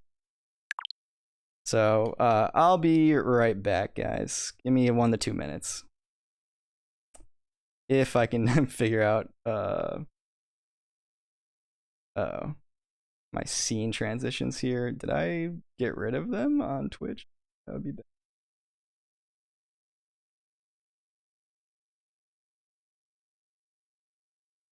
Oh, maybe the show will just go on. Okay, never mind. Figured it out. All right, give me 1 to 2 minutes.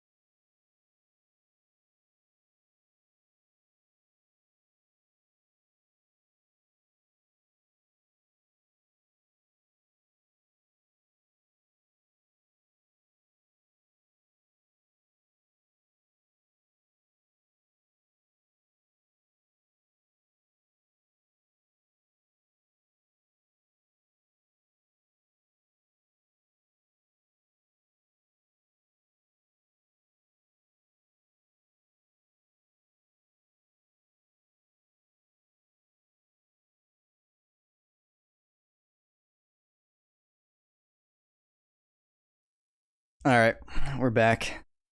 I've decided, even if it takes the rest of this stream, I'm gonna do it. I really want to be able to show it off. But it does kind of require some pretty, like a perfect run almost.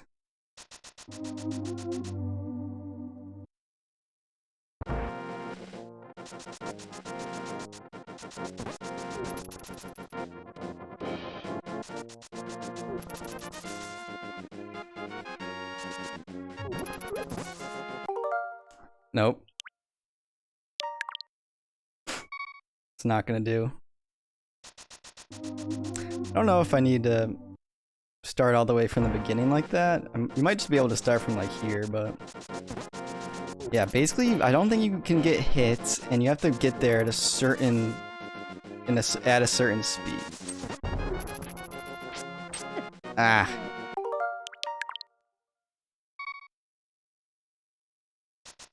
Probably should have practiced this if I planned on showing it off before the stream, but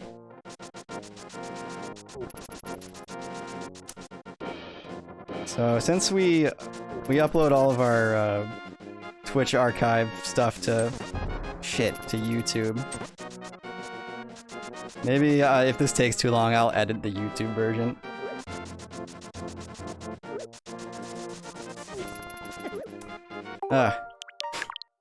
I'm not doing too good in the forest. I need to not like bounce off the tree. I need to like stop the dash right before I hit the tree. Nope. Don't do that. Don't do that, Link. Damn, I like just like pulled up a run on YouTube too. Might have to play that real quick just to see what he does in the forest to get there. Okay, dash all the way left. What does he do in the forest? Okay, he's also playing it at a different point in the game. So the enemy layout in my forest looks a little bit different, which is proving troublesome.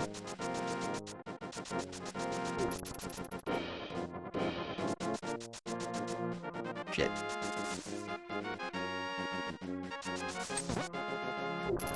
Ooh, this is good.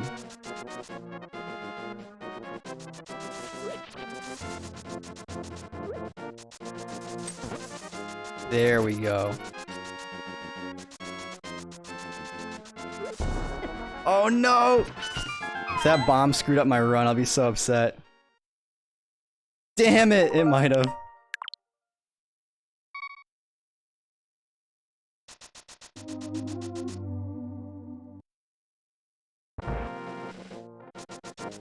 Alright, that was my best one yet.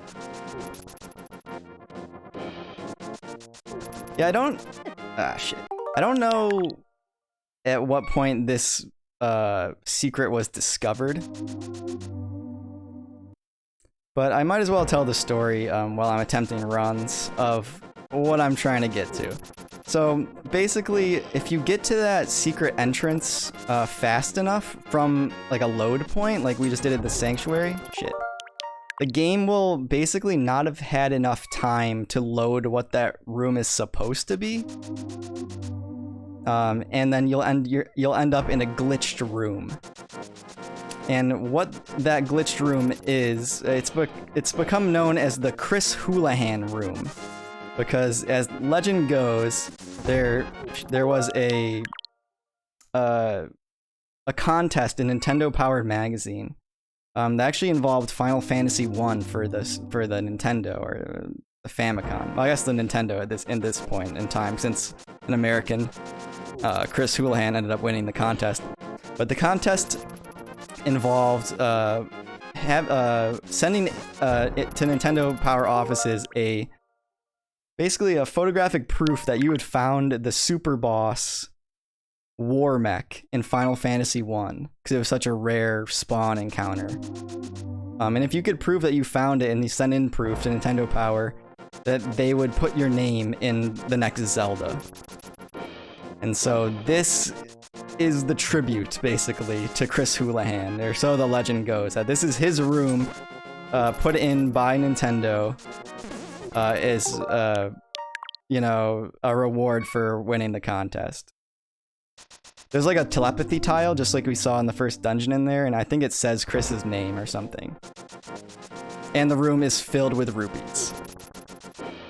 So, if I can show it off this stream, that'd be awesome. I'm not doing so hot on the runs while I'm talking, so let me concentrate on one. Let's try that. Let's try to do it. Here we go.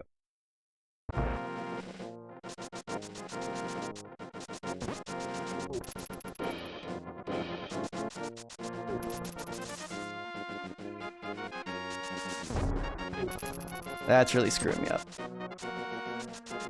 I didn't get hit though.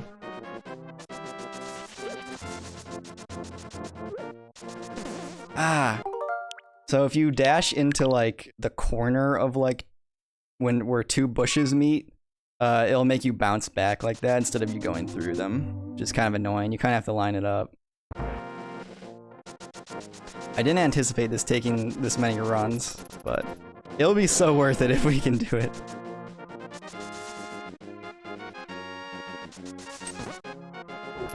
Here we go. Maybe I should have kept dashing there.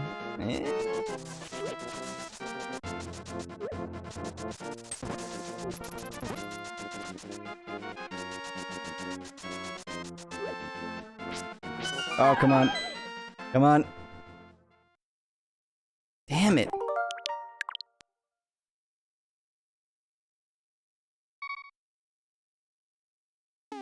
Let me look at this video one more time.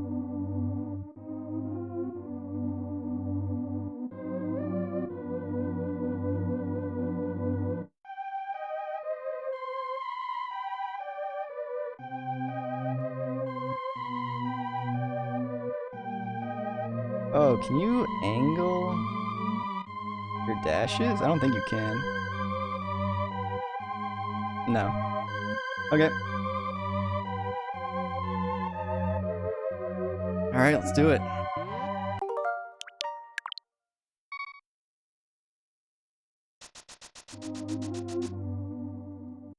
If, you know, if someone's watching, if you could look up Chris Houlihan's room, Zelda Link to the Past, like, Switch version, if they've taken it out of this version, then this was all for naught, and I'm really sorry.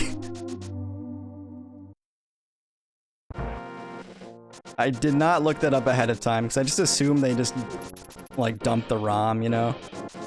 That's what most companies do.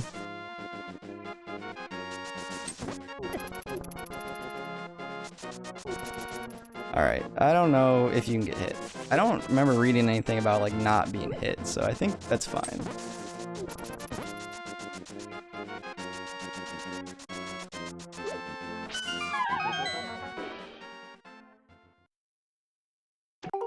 Damn it.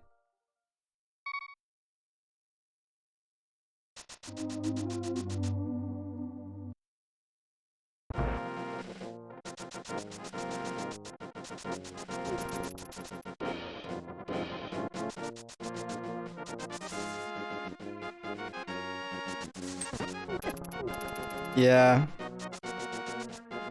Alright, I'll give this a couple more attempts, and if I don't get it, then, I'll prepare something for next stream to show it off.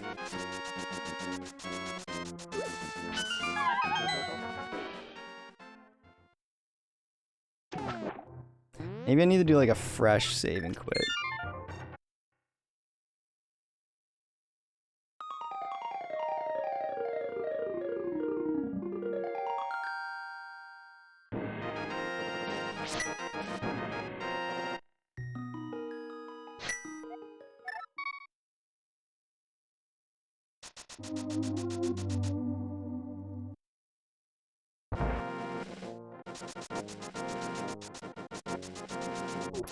I'm going too low there. Yeah.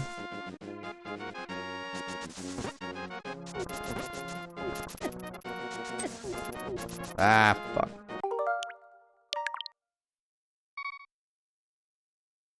Okay, yeah, it shouldn't matter if you do a fresh one. I don't know what I was thinking there. All the videos I found are from the NES, from the Super Nintendo version. Yeah, I mean, that makes sense. Fuck! Okay, I'm dashing too close to that bush, so then I press A, I pick it up instead of dashing. I know there's like multiple ways to get to this room, but this is the only one I remember or know.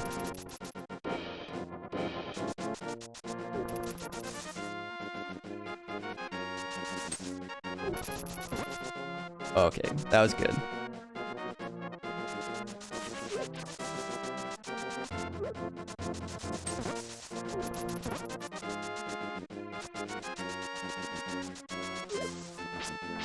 Get in there! Oh no, I missed so many swings.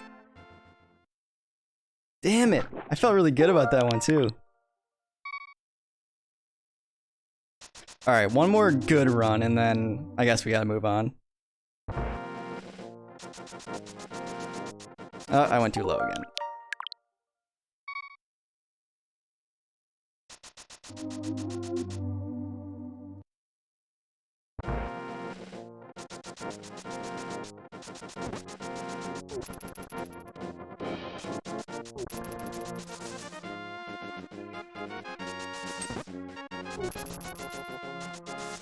Oh no! The rock. Wayne the Rock. Got in my way.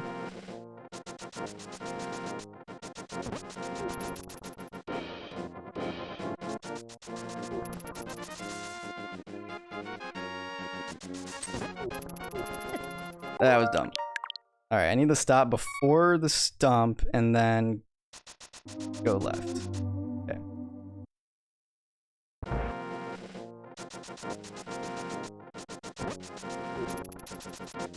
That already felt bad. Whatever. Okay. Just one more good run. That's all I need. I think I went too low.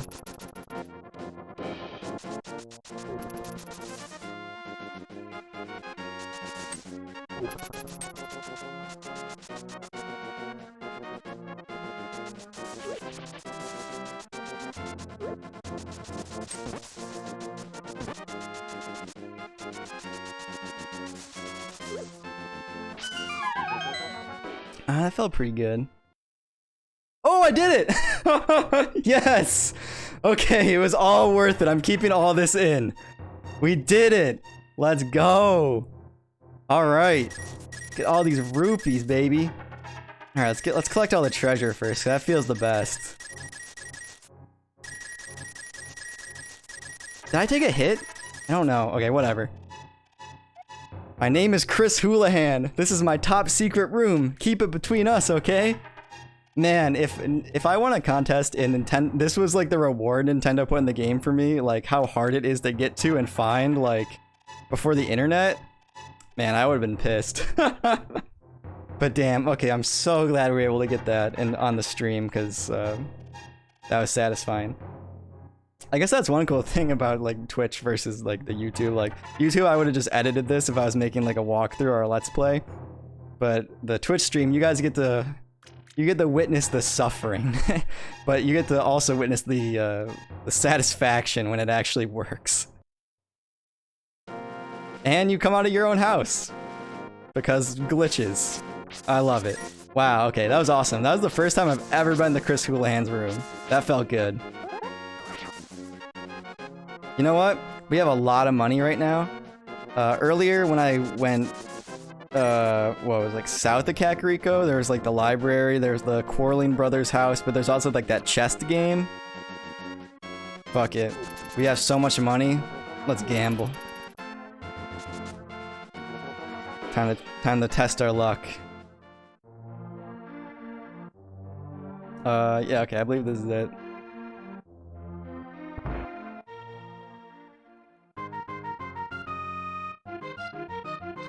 Alright. Pay me 20 rupees and I'll let you open one chest. You can keep what's inside. Chat. I need your help. Alright, open the chest. You like, what are we thinking? Right, left, or middle? I need an answer in 10 seconds. Tough call, come on. Not, I'm just gonna pick, I'm gonna go left, okay. Alright, this is all on you. Hey! Okay, great call, because that's the best reward you can get here, I think. So you pay 20, and the options you can win are either 1 rupee, 20 rupees, or 50. So you either lose money, break even, or you make 30. So, good job. Good job, chat. We did it. We in here. You guys did it. Alright, well, now that we have the Pegasus boots, we can go back to the library, and if you remember there's a book on the shelf, we can now get it if we just dash into the bookshelf. You found the Book of Medora. You can use it to read the ancient language of the Hylia. So yeah, it's a pretty important item. I don't think it does anything if you just press Y. Yeah, no. But a pretty cool item to have nonetheless. Alright, and now we can do a couple things in Kakariko, or at least one thing I can think of. Maybe like 2 or 3 actually, now that we have the boots. So you can dash in the trees, and I think this tree always has like a 5 rupee. If you remember, there was a guy here that ran away from us if we got too close to him. But now that we have the Pegasus boots on, we can actually catch him. I think I screwed that up, but if you time it just right, you can catch him. Let's do that.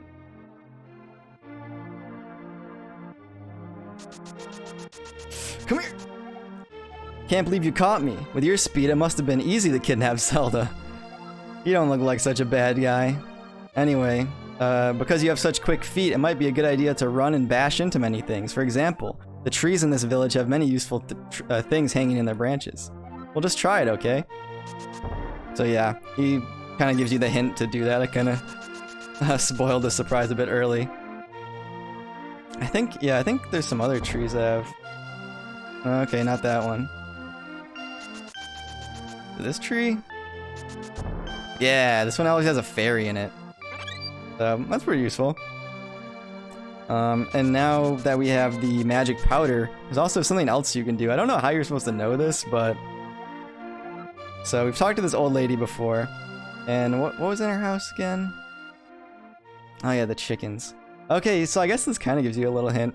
So if you sprinkle the magic powder on her... Oh! Did she just fucking die?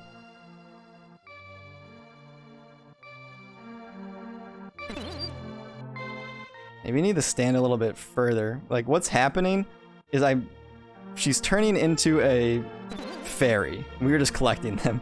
So this old woman is a fairy in disguise. What do you know?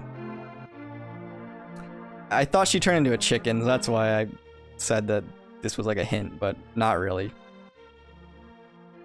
But though I think, actually, you might be able to use the magic powder on the chicken too.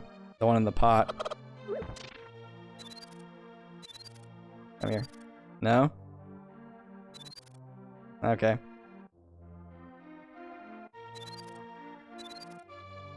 Wasting all our magic on this chicken.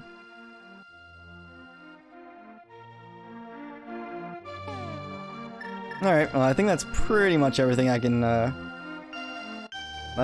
show off here.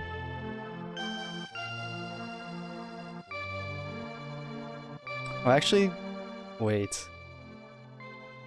Forgot, there's a crack in the wall here that we can bomb. And I guess hit that chicken in the process.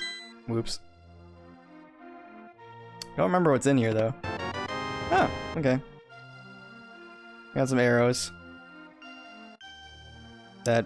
Actually, we did need arrows, so that was a good thing.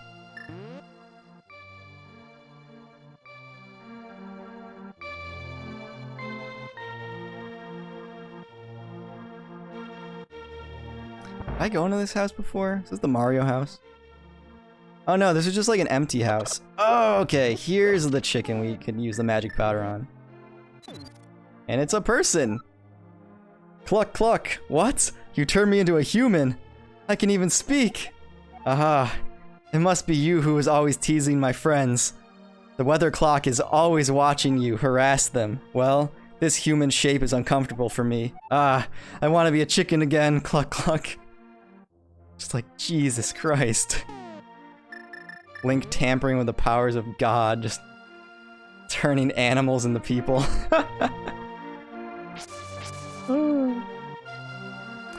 How do people find these things?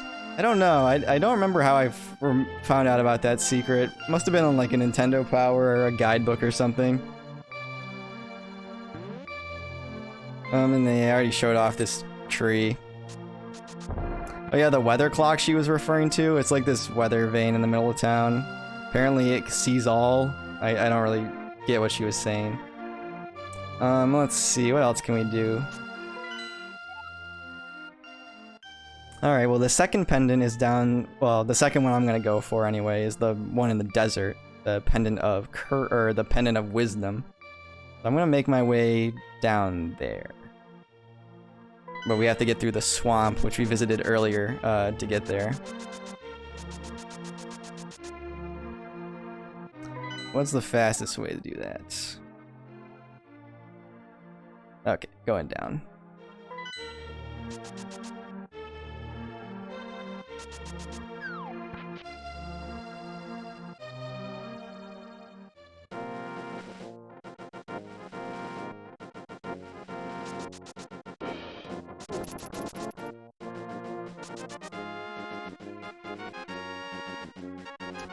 Then I have to, yeah, I have to keep going.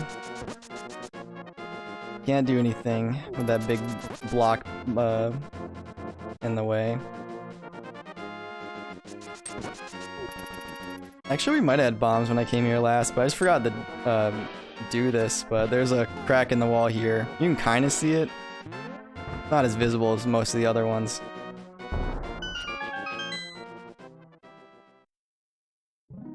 And there's a fairy fountain. But then we have full life, so it doesn't matter.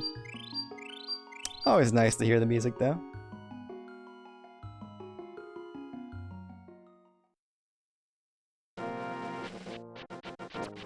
Ugh. Well, now I could use the fairy fountain, but oh well. Ah! Get away from me.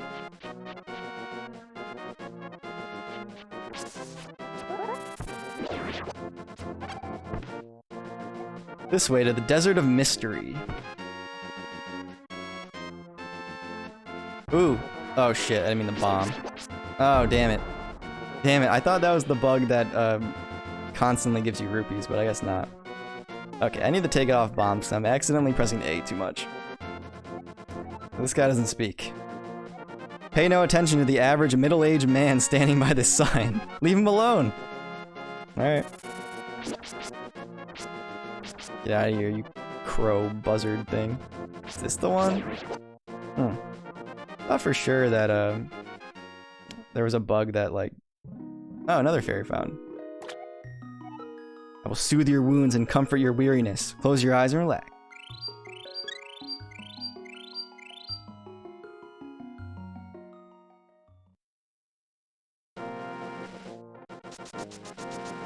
Alright, now we are in the desert. I don't remember, there's not too much to do in the desert besides the dungeon. Oh, actually there's something over there.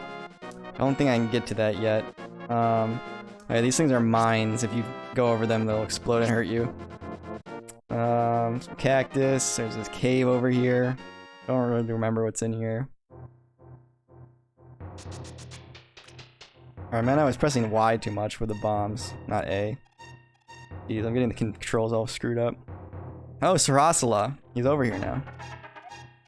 Aha! It's the Book of Medora. With it, you can read the language of the Hylia people. So I think if you came to the desert beforehand and you like talk to him, he would tell you you need the book. That's how you know you're supposed to go to the library and do that. Okay, there's another cracked wall down here, looks like. Gonna take it off bomb so I don't use them up by accident. This piece of heart. Nice. Cool, so we just need one more and we can get another heart piece, or another heart container.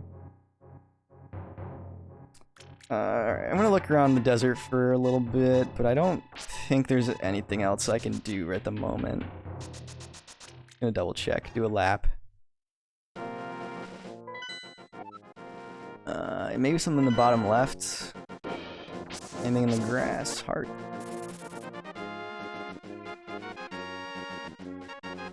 As you can see, this is the entranceway to the second dungeon. Pretty cool looking. Oh, some vultures. Oh, there's a heart piece. Oh yeah, and these creepy guys come out of the sand. I don't know what they're called. Ah! Okay. Yeah, there is a heart piece to get, but I don't think I'm able to get it quite yet. I don't have the proper tools. Oh shit. Alright, so we need to place the book on the pedestal. To open the way to go forward, make your wish here, and it will be granted.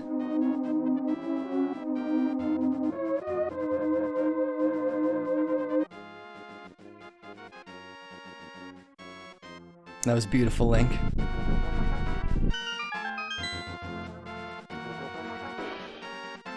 Nice. And now the way is clear to the Desert Palace. I believe that's what it's called. Okay. So the Desert Palace, a little bit more challenging than the Eastern Palace. I think these things are called levers.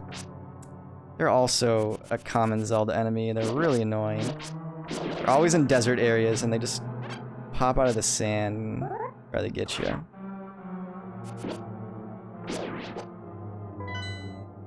Okay, so we don't have the dungeon map yet, so the map is a little bit useless right now. Oh, that's a Beamos. These things are annoying. If they catch you in their line of sight, they'll fire a laser at you. You can't kill them. So the only way to dodge the laser is to do that or like get behind a pillar. Oh yeah, the ant lions. Those guys are annoying too. Alright, let's go in here. Okay. Telepathy tile. Link, it is I, Sarasala. You must never fail to find the treasures in each dungeon. Okay, thanks. Alright, so grab this key by dashing into the wall, or into the pillar. Alright, let's go in here, I guess. Okay. I remember this room. I think we need to light... We need to light these with our lantern. Oh, okay, never mind. Thought you did for some reason.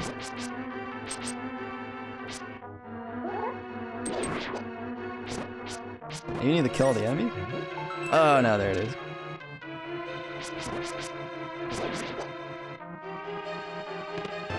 Hey, and we got the map. That's gonna be pretty useful. Yeah, it shows off how many floors there are in the dungeon. There's 2 floors and a basement floor. I don't think there's anything else in this room. We are kind of running low on magic.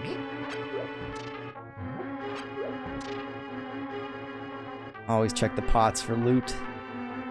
And I think this room is actually a trap room. I'll do a save state and show it off. Why not?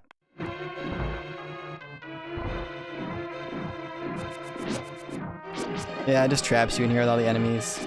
I don't think you get anything. You just gotta kill them all to escape. And we do have the key. I think we want to take this door. Yeah. Sometimes dungeons will actually give you, oh shit. They will... Like, there'll be more locked doors than, like, necessary. So sometimes you have to kind of, like, think about what keys you want to unlock, or what doors you want to unlock, with what keys you have. Like, there'll be more keys or locked doors than necessary, so... But in these early dungeons, I don't think that's an issue. Alright, now that we have the compass, we can we can see where the boss is at. We can see he's on the second floor at the very end. We gotta find a way to ascend. Alright. Well, I don't remember how to open that door. Oh, okay, there we go. It was either push one of the statues or kill all the enemies. Ooh. Cannonballs. Oh, nice. We already found the big key.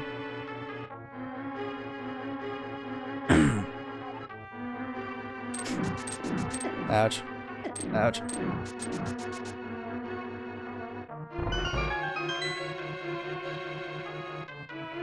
Alright, let's consult the map.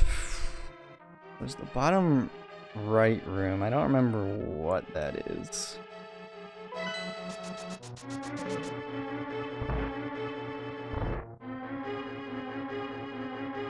Okay, so this dungeon actually has some alternative exits. This is kind of like a trap exit. If you press down, you'll jump and have to re-enter the dungeon from the start again. So we don't want to do that. We want to get the hell out of here. Oh shit.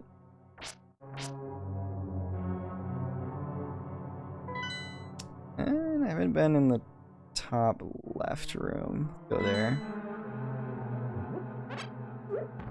Yeah, especially in later dungeons, the map will become like pretty invaluable if, you know, you don't have this game memorized like I don't. Link small, yes. 16-bit Link. Oh shit. Sorry, Zelda. Yes, everyone is small. And he has pink hair. A glorious pink-haired Link. Ooh, okay. So I think one of these pots has the switch. Yeah. I want to get all the rest, though. Could use the loot. Definitely don't need the money. There's so much money already. Jesus. Alright, nice. And now that we have the big key, we can open this. Yeah, you got the power glove. You can feel the strength in both hands. You can pick up and carry stones now. So yeah, now all those little tiny white stones we've been seeing throughout the game, we can pick them up now.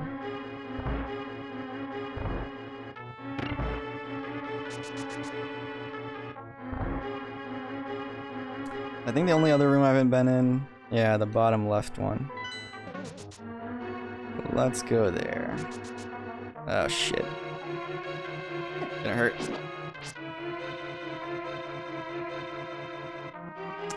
Oh yeah, if you start getting sucked into the antlion pit, you can't use your Pegasus boots.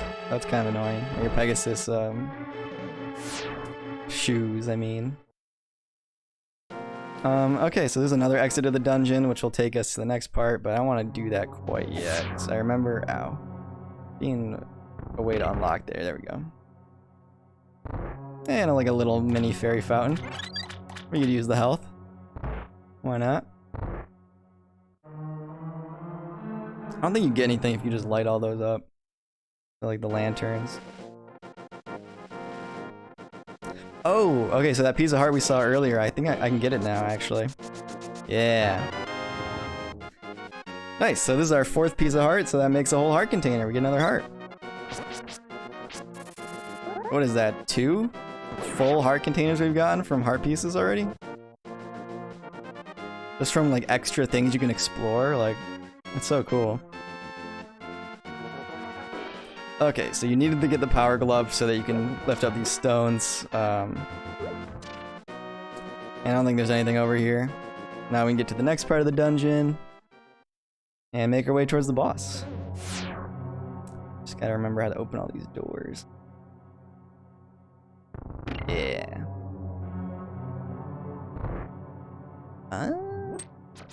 Oh, this is a fun room. Floor starts attacking you. Ah.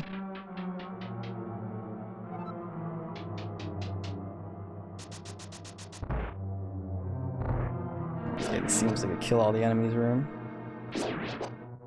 Ooh, 20. Oh god, keep hitting A instead of Y by accident.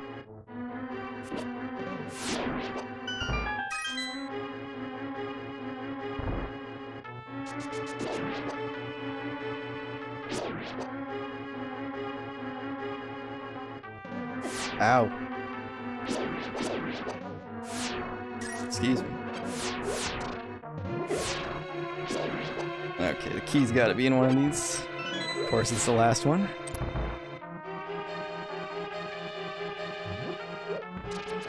Another room where the floor just decides to attack you.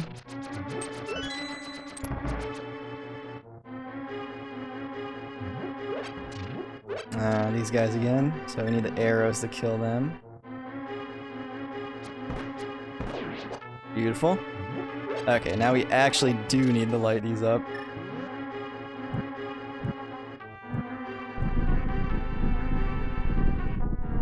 Have you played Tears of the Kingdom yet? Yeah, I have. I actually wanted to do this stream right after the Mario 64 stream, but I knew I'd be way too distracted by Tears of the Kingdom, so I just played it for like 2 weeks straight first to get it out of my system, and then now I can play this and not think about it. Alright, so it's boss time. Let's do this.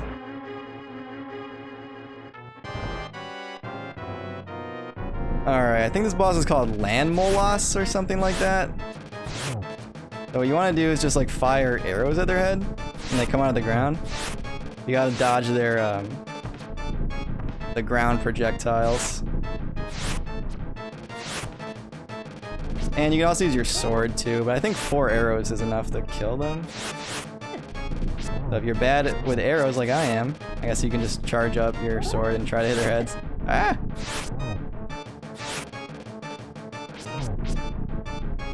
I get a clear shot of the arrow. I'll try to take it. There we go. I think it does more damage than your standard sword swing.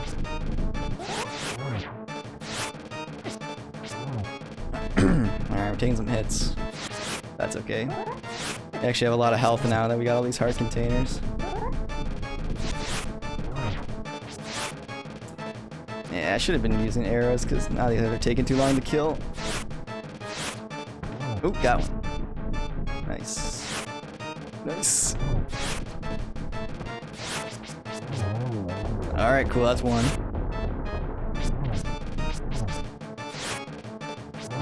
That's 2. Alright, so now he's gonna start shooting out. Okay, well, he didn't get a chance to do it, but the dirt would shoot out in like 8 pats or 6 pats or something. Nice, and another heart container. I already have 8, that's crazy. Have you gone near Lurelin Village, the tropical village? I have, yeah. I mean, I really don't want to get into like Tears of the Kingdom spoilers, I guess, if on this stream, just because it's a relatively new game. Could be some people watching or playing it. But yes, I did go over there.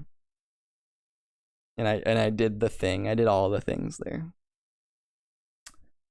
Okay, so you won the Pendant of Power. The goal of finding 3 pendants is in sight. Oh shit, is that a typo? It's blue. I feel like this was supposed to be the Pendant of Courage. Damn, okay, I text you. Thanks, bro. Yeah, I think this is definitely a mistake. I think this is supposed to be the Pendant of Wisdom, but whatever. Go for the last one.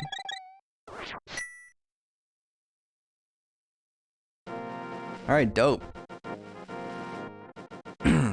That's 2 pendants down. The next one we gotta head for is up on the mountain. And we've pretty much explored... Let's see, we haven't explored kind of the upper area by the mountain. We haven't explored the bottom right area, Lake Hylia, which is what Sir Hassela was telling us to go find a hidden item there. And we haven't explored like the top right area past the magic shop. So yeah, there's a lot we can do. Now that we have the power gloves, actually, because now we can lift up rocks. So I think I'll go for a little bit more. I'll go for like 8:30 or 9 maybe. So another. Oh, it's already 8:17. Okay, I might go to 9. We'll see. Damn vultures just took away so much of my life while I was looking at the clock.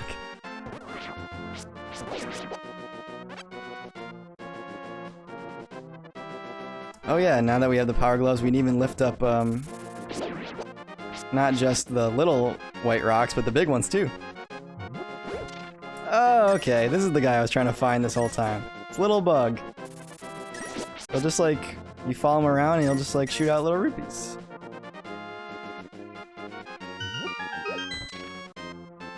Alright, little secret entrance here. Don't remember what this is. Talk to this lady after we break all her pots. Classic. Link is jacked. It's true, dude. Check out the cave east of Lake Hylia. Strange and wonderful things live in it. Oh. Okay, so she just like repeats the same hint Sarasala gives you. God, that never gets easier to say. She's so mad yet gives advice. Damn, it's true. Alright, what's under this guy? Nothing? It's down this way. Nothing.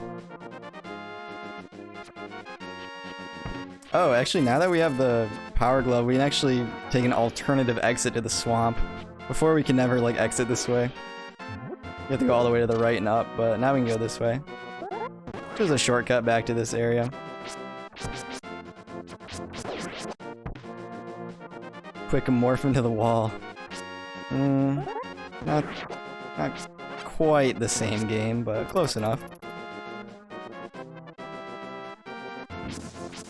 Yeah, I'm gonna take a quick stop at my house. Get some health. We hurt.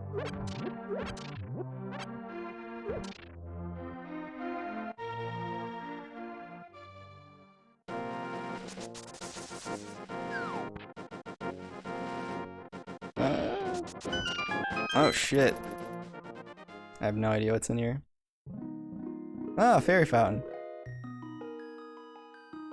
Yeah. Give me all them fairies. Yeah, we already have one in a bottle, so I can't really hold any more. Let's enjoy the relaxing music. Okay, let's actually pick something to do. I don't want to go to the next dungeon yet. There's a lot to explore here still. Let's go past the witch's house to the upper right. It'll be a fun thing to show off. And it's damn near necessary. And we have the cash, so let's do it. Oh, can't go that way. What up? Wait, can I go that way? Oh yeah, I can. Let's sneak past these guys. Ow. Oh god. Actually didn't hurt that bad. Yeah, now that we have the mitts, or the glove.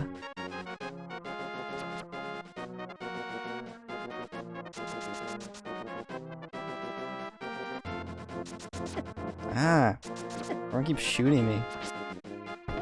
Stop it.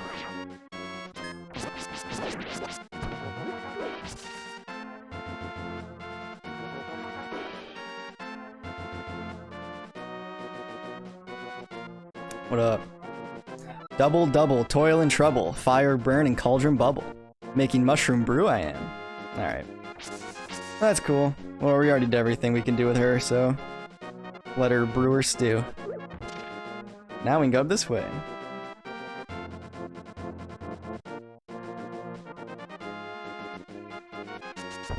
Break some rocks.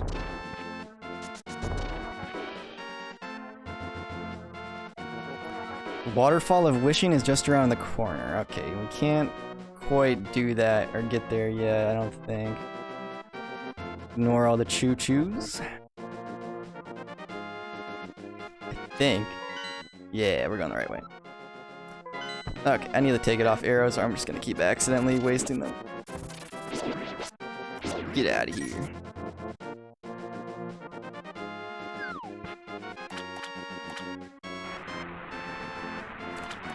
Alright, and so now we're in, I don't know if the map won't say, but now we're in Zora's Falls. And there was a guy earlier in Kakariko who was talking about this place. And so yeah, if you're only familiar with the newer Zeldas, or anything post-Ocarina of Time, this is what Zoras look like in the old Zelda, before they became a friendly race of people to interact with. They were... ooh, should be able to get that. They were like Creature of the Black Lagoon style monsters that just want to kill you.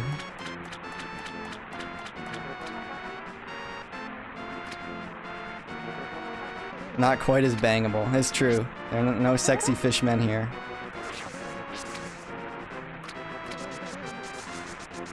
Oh shit, I went the wrong way.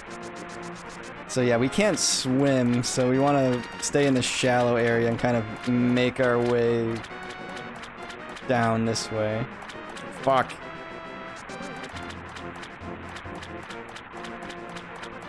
Nope. I fell for every dead end. Get out of here.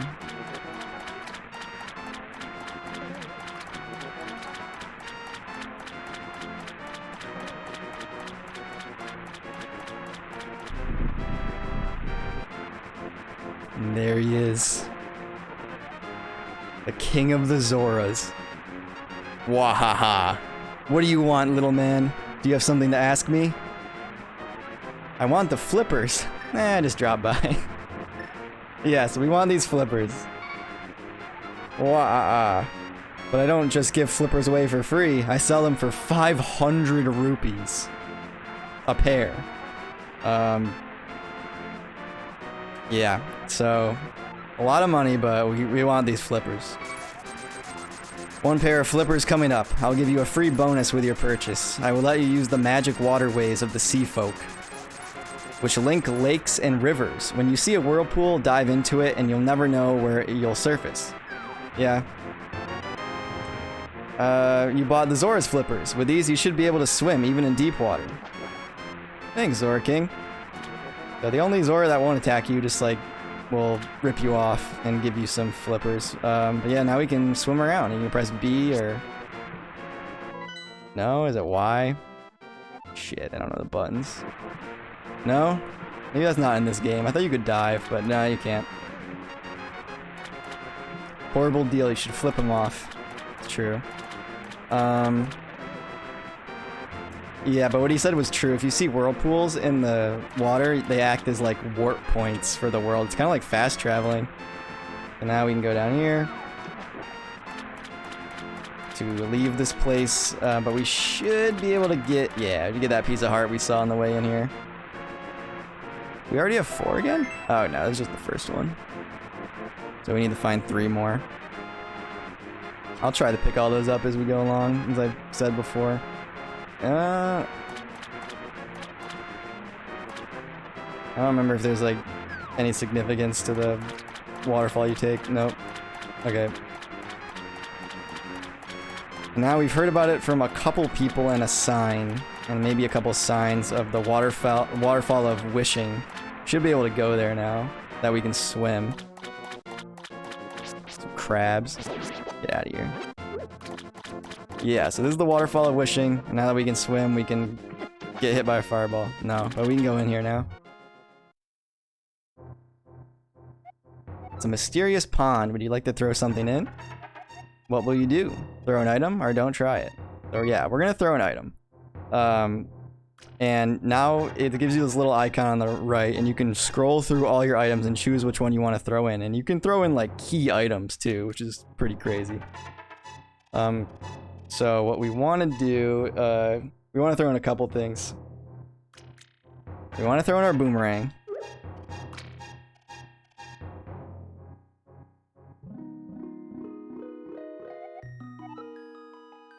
Hello there, did you drop this?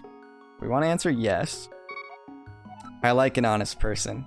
I'll give you something better in return. Nice. So if you're honest with the fairy and you throw in certain items, she'll upgrade them for you. Now we have the magical boomerang, and you can throw this faster and farther than your old one, which is very true. So if you remember what the old one distance was, like, now we can throw it like pretty much across the whole screen. I think you can even hurt some foes. I don't remember though.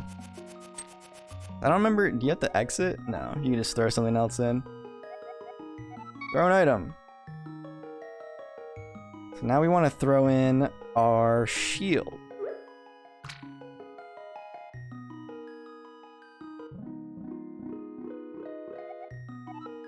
Hello there, you dropped this? Yes. Blah, blah, blah. Nice, your shield is improved. Now you can defend yourself against fireballs. So nice, now we have a big red shield, which, like it said, can block fire attacks now. Throw something in, and... oh shit. No, I don't want to throw anything in. Alright, well, I wonder what happens if you throw in something that won't upgrade.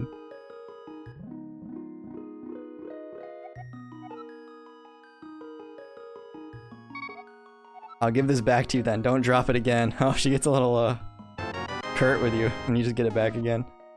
I think... okay, yeah, you get something if you, throw an empty bottle in there, so we're gonna have to use our fairy bottle. Release our fairy. Heal up.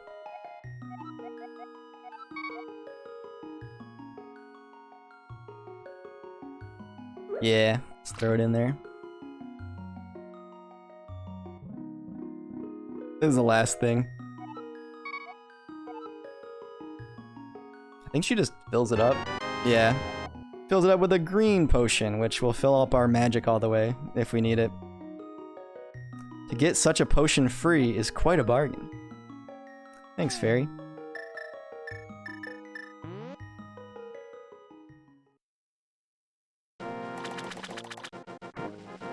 Alright, and now that we have the flippers, we can explore Lake Hylia a lot better.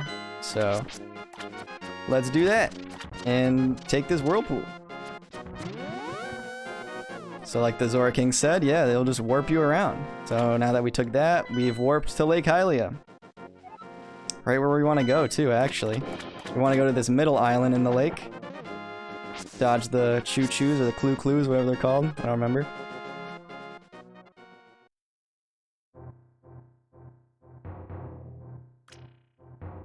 And this is a very important place. I forget what it's called.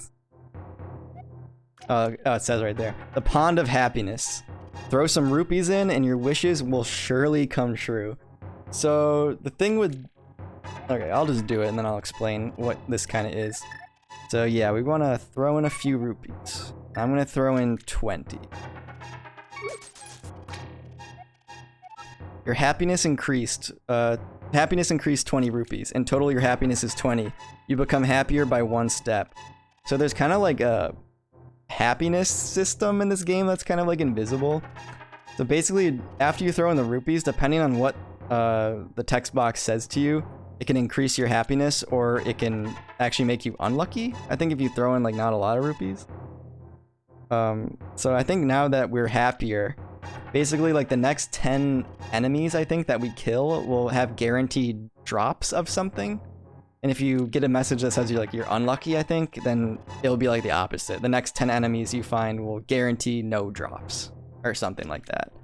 I don't know the exact deal. You could probably look it up on the Zelda wiki, but it is just kind of interesting. I never really knew about that until recently. So for reference today, you will have great luck. Okay, there it is. So we have great luck. So the next 10 enemies we kill will have good stuff. But what we want to do is just keep throwing rupees in here. So now we've thrown in what, 40?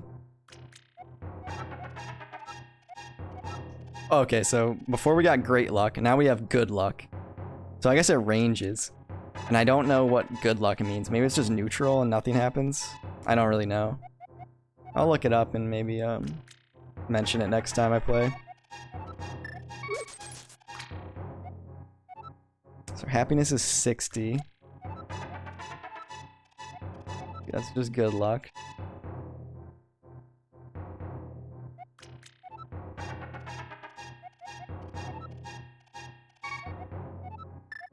Eventually something should happen here. I think it's every 100 you throw in something happens. That's why I'm doing this so much.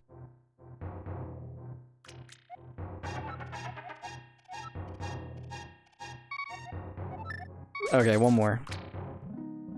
Okay, so if you throw in 100, the fairy will show up eventually. and I will make your wish come true. And you can increase the capacity of how many bombs and arrows you can hold. By 10, I think, like for each one. So we can only hold 10 bombs right now, so I think I want to do that first. Oh, okay, it increases it by 5 each time, so now we can carry 15 bombs at max, and she also fills up your capacity. Like, fills you up to 15, which is nice. Alright, 15 is pretty good. This is just a small happiness I can give to you. Thank you. Yeah, so I'm gonna come back here like periodically throughout the game and increase my try to work up to 100 each time so I can increase my capacities. And I think the maximum, let's see, the bombs, I think it's 50 and the arrows at 70. So I'm gonna be doing this a lot throughout the game. I'll try to spread it out so it's not like super boring. Oh, cool. And so after you go up to 100 the first time, it gives you more options, so you don't have to just throw in 20 every time. Now you can throw in 50.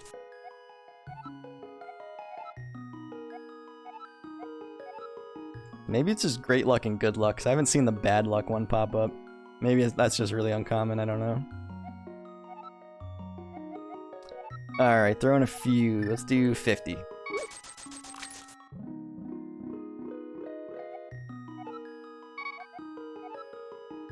Oh, I accidentally mashed. Oh well, I guess we can carry 20 bombs now and 30 arrows. I wanted to do arrows, but whatever. Alright, well next time I get 100, I'll come back. I'm actually really close. I wonder if I can just go outside and... Okay, oh, I don't remember what's behind here. There might be rupees. That'd be awesome. Though, I'm betting it's fairies. Yeah.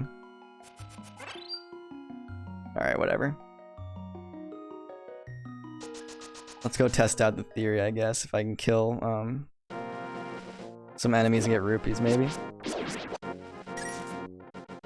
Just need 5 more.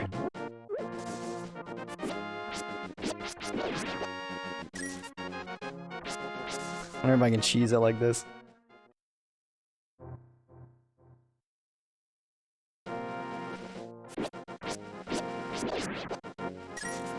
Oh yeah, I'm definitely doing this.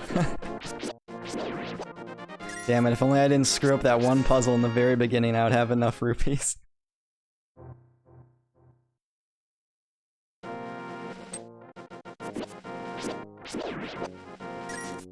Slow and steady.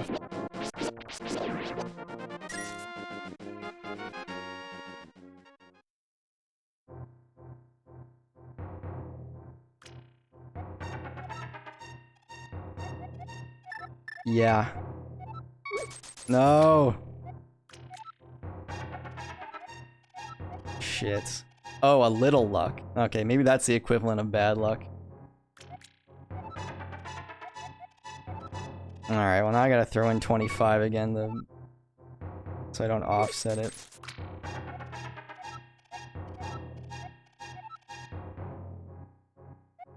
You will have big trouble. Oh god. Okay, so there's more layers of this than I thought. Alright, 50. Do this. Alright. Arrows. Alright, 35. I guess that's not too bad. And now we're broke. Just like that. That's life, I guess. Alright, let's explore more of Lake Hylia. Ooh, piece of heart. And there's no way up there. We won't be able to do that right now.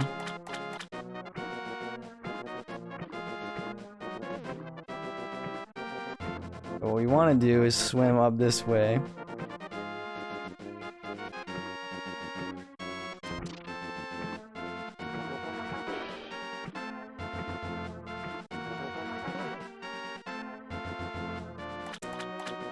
And this is the bridge that we passed earlier, like way earlier. Underneath this bridge, there's a guy sleeping. He's like a homeless guy with a tent. What's up, dude? Yo, Link! You seem to be in a heap of trouble, but this is all I can give you. Thanks, dude. The magic bottle. You can store an item inside and then use it for later. Thanks, dude. I like your setup here. Say anything else? I can't even talk to him anymore. But nice, now we have 3 bottles. He has a tent, a nice fire, and gives you stuff. Is he homeless? I guess not. This man is living rent-free under the bridge of, like, Hyrule Castle. I love it.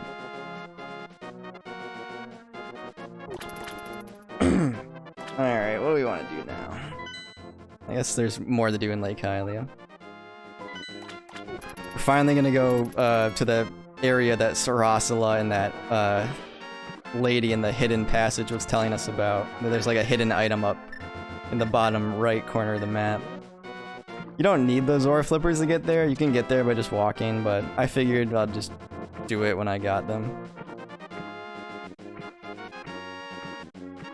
Remember when I was a kid, I would always have to come over here first because I felt like I was sequence breaking, but I wasn't. There's like no reason to really even get this item. It's completely optional. At least I think. Actually, it might not be. Yeah, I'm gonna retract that statement. I think you need this eventually, but whatever. Die, crab. Oh shit! What's in here? I think there's something actually. Don't remember though. Another lady. Thief lady. You can earn a lot of rupees by defeating enemies. It's the secret of my success. Huh, okay. Good advice.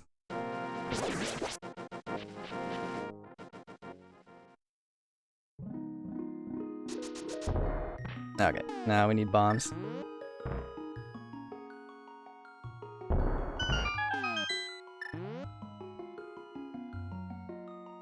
Alright, we found another fairy fountain. And since we actually have an empty bottle... Actually, I'm not gonna capture one. There is another fun little secret here. This one I did know about as a kid. I don't remember how. I might have had the guidebook or something, but... Alright, so if you dash into this... a bee will come out. And not just any bee. Oh, well, it says you caught a bee. And there are other bees in the game that you can catch, but you notice how this one was sparkling. Yes, we'll keep them in a bottle. This is a special bee. Yes, it's referred to, as you can see in the top right corner, as the good bee. This bee is your buddy. And what he does is if you release him from the bottle, he'll just start attacking enemies on the screen for you. He's like a little option if you're familiar with the game, like shoot 'em up games. Like he's just like a little buddy that helps you out and will attack enemies for you. He's your best boy, your best bee. And I love him. And if you lose your good bee or he dies or something or whatever, you can always come back to this little cavern and dash into this and you can get another one. Okay, what else is in here? Best bee. Yeah, it's true.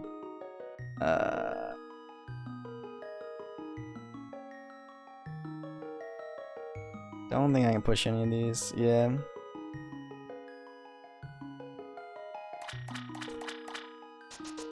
What we need to do is, you probably saw when we entered, there was a crack in the cave in the wall next to us. You know, apparently in development of this game, some of the developers were like thinking that to not like have little cracks in the wall to indicate that you can break them, and that you would just have to like take your sword out and like click them against the wall and like find a certain noise. But then Miyamoto was like, that sounds horrible. We should put some little hint that you can break the wall. Otherwise, the whole game, like, maniacs would just be, like, pressing against it, like, with their swords, like, every single wall in the game. It'd be like Metroid. Hell, it'd be like Zelda 1. Alright, cool, so we come all this way, and this is the item that Sarasala and the thief lady were talking about. You get the ice rod. You found the ice rod.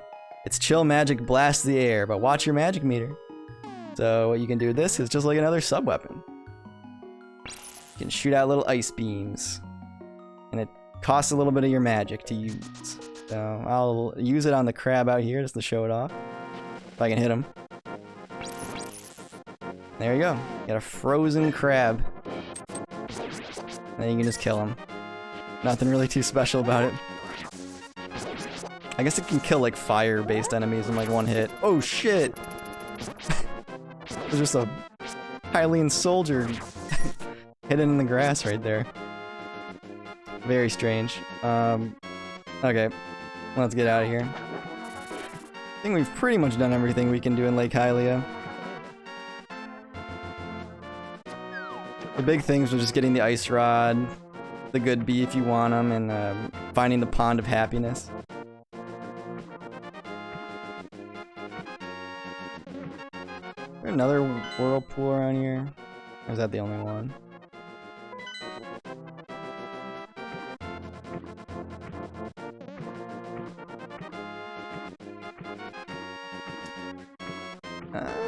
Might be the only one.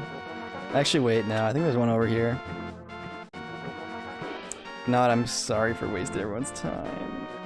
Is that a whirlpool? Yeah. Oh. Okay, yeah. Ow. This is the one I want to take, so it takes... Oh my god, get in there. Yeah, this is where we want to go. So now this took us all the way over by the fortune teller's house near Kakariko. So now we've pretty much... Yeah, we've explored like pretty much the whole map except like the Lost Woods. And obviously up here by the mountain. So that's what we want to do now. We're going to explore up here.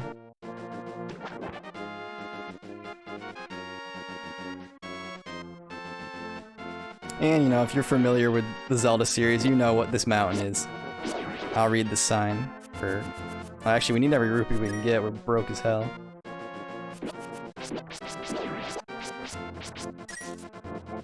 Danger! Do not enter Death Mountain without the king's permission. So yeah, this is Death Mountain. Or this is the entrance to it anyway. And that's where the last pendant is gonna be. So I think I'll try to get to the dungeon there, and then maybe we'll call it quits. Let's see. First I want to go exploring up here. Just see what's up here. Ooh, little grass guy. See some lumberjacks? Maybe it's nothing, but this tree kind of feels strange as we cut it. Yo, Link, a mysterious fog has recently fallen over the forest. We have to be careful. True. The House of Lumberjacks. A Bumpkin and B Bumpkin. Classic Zelda characters. Oh. In here. Oh, another fairy fountain. Oh, no, it's not. Oh, okay. I actually don't remember how to get that. Maybe it's either somewhere on Death Mountain or somewhere in the Lost Woods, maybe. But I don't want to go in the Lost Woods yet. Oops. Let's go into the Bumpkin household, see what's going on. Absolutely nothing. Alright, it's time to start our trek up Death Mountain.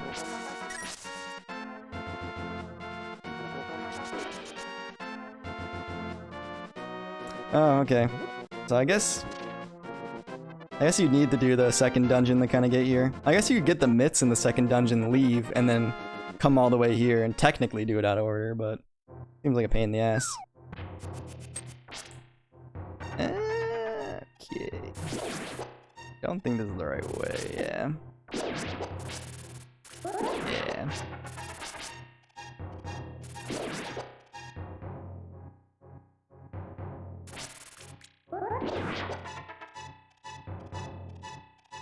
Ah. Old man, I don't know who you are, but if you're going to go up the mountain, will you take me with you? I lost my lamp, so... Alright. Now we got an old man companion. What's up?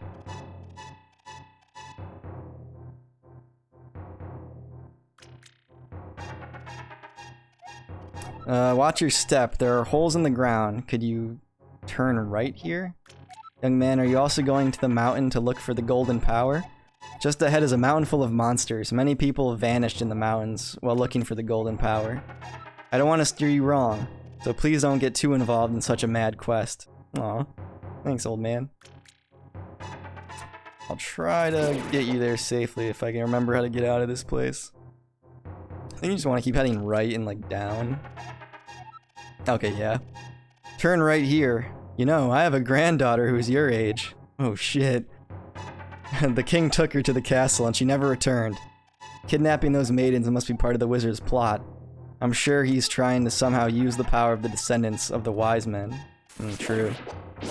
I guess I never realized that before, so is one of the 7 maidens like his granddaughter, I guess? Makes him a descendant, just like Sahasrahla?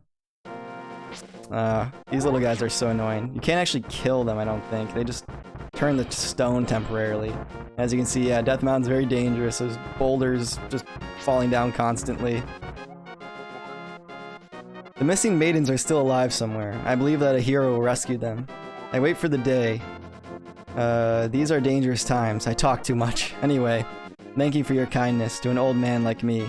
I wanted to give you this. If you wander into a magical transporter, gaze into this mirror. Alright, so for guiding the old man, he gives you the magic mirror. This mirror is blue, clear and beautiful. You feel like this is going to absorb you into another world. Alright, so we can't really do anything with the mirror right now, but you'll see as we go along what it's used for. The wizard has deceived the king, and now he's trying to open the way to the dark world. To complete your quest, you will need the moon pearl, which is in the tower on top of the mountain. All I can do for you now is comfort your weariness. Come back here anytime. Okay, so he can heal you. He's got a nice little cave house here. But yeah, you want to definitely heed his advice because the moon pearl is an essential item. That I remember as a kid one time I was playing this game and I got like pretty far in the game and then realized I didn't have the moon pearl because you can totally miss it and it really like sets you back if you don't get it on the first try. So definitely make sure you get that. You want to listen to the old man. Alright, and so for some reason his house is just like connected to a cave that like you need to use to climb further up the mountain. Like you think like monsters would just like enter his house all the time, but I guess they don't. I don't know. Doesn't make any sense. Alright, we're back in the dark. We gotta find our way out of here. It's kind of the same idea. You wanna like, I think head right and down? Yeah.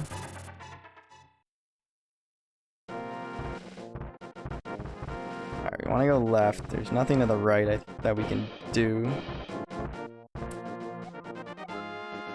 This cave leads to the path back to Kakariko. Okay, so if you don't want to go all the way back, this is kind of like a nice little warp place. Not a warp, but it'll take you back to Kakariko. But we don't want to do that.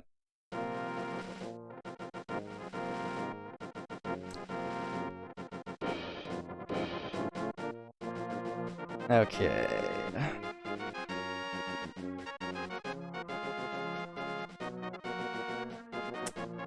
Okay, so we want to jump down into one of these 2 caves. One's like a dead end or something, I think. And one's the one we want. I think it's this one. Yes, okay. Cool. Oh, wait. Did I miss the way I wanted to go? Like hidden path? No.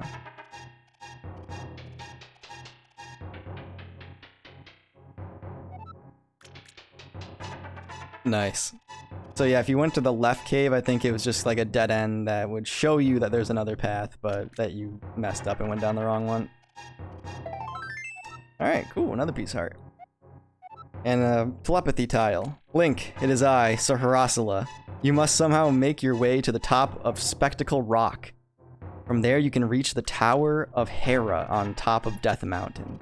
So yeah, the Tower of Hera is the next dungeon, and that's the one that we want to go to. And yeah, you can see how the pit isn't pitch black. That means it's actually safe to fall down. It'll actually take you to a different part of, okay, where we saw before. And another fairy fountain. But yeah, our bottles are full, so we don't need them. I guess it's not technically a fairy fountain if the sweet music doesn't play. Ooh. These are mold drums or mold worms or something. These enemies, these small ones aren't too bad, but there are some other enemy variations on this that are very annoying later. And I'll definitely point that out.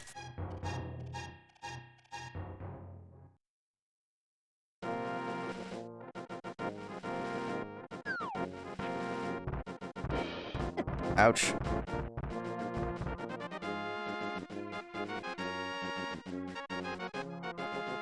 Okay, so I believe the cave is where we want to go, but to advance... ooh, another heart piece.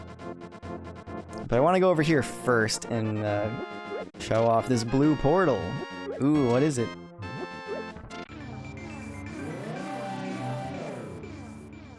Oh my god, I'm a rabbit! And I can't lift shit anymore. Oh no! Where are we? What's going on? Who can help me make sense of this madness? Hello. Oh, who are you, Mr. Bunny? This world is like the real world, but evil has twisted it. The golden power is what changed your shape to reflect what is in your heart and mind. I am always changing my mind, so I turn into a ball. But if you have a ball called the Moon Pearl, you can keep your original shape here. What do you want? Do you have something to say to me, silly rabbit? I came here to get the power of gold, but now I'm a freak and I can't go back to the real world. If only I had the Moon Pearl from the Tower of Hera, I could go back to my original shape. I've got good reason to be stressed out, so back off. Shoo, shoo. Yeah, so we're in the dark world now, which, like the ball said, is a twisted version of reality where people's shapes get twisted into monsters and weird things unless you have the Moon Pearl, apparently. The Moon Pearl is going to be vital to get if we want to explore the dark world. So for now, all we can do is try to find another blue portal, because that's going to be the only way that we can escape without the Moon Pearl. And I don't think coming all the way down here served any purpose. I think we just have to go back the way we came. Yeah, Link is a cute rabbit man in the dark world, apparently. I don't really know what that says about him.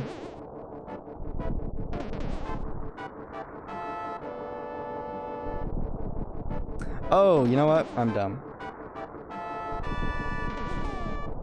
So the old man gave us this magic mirror. So if we use the magic mirror while we are in the dark world, it will warp us back to the light world. And boom, there we go. Found a piece of heart. And we were able to kind of like circumvent like the mountain passage we couldn't cross. So that's pretty nice. And it also leaves this little portal, so if you want to go back to the dark world from where you use the mirror, so the mirror doesn't do anything in the light world. Or in the regular world or whatever, so you can go back to the dark world, but yeah, we don't want to do that. We want to jump north. Ouch. The Tower of Hera is obviously there to our right, and there's nothing over here. It's where we want to go, but first I want to go this way.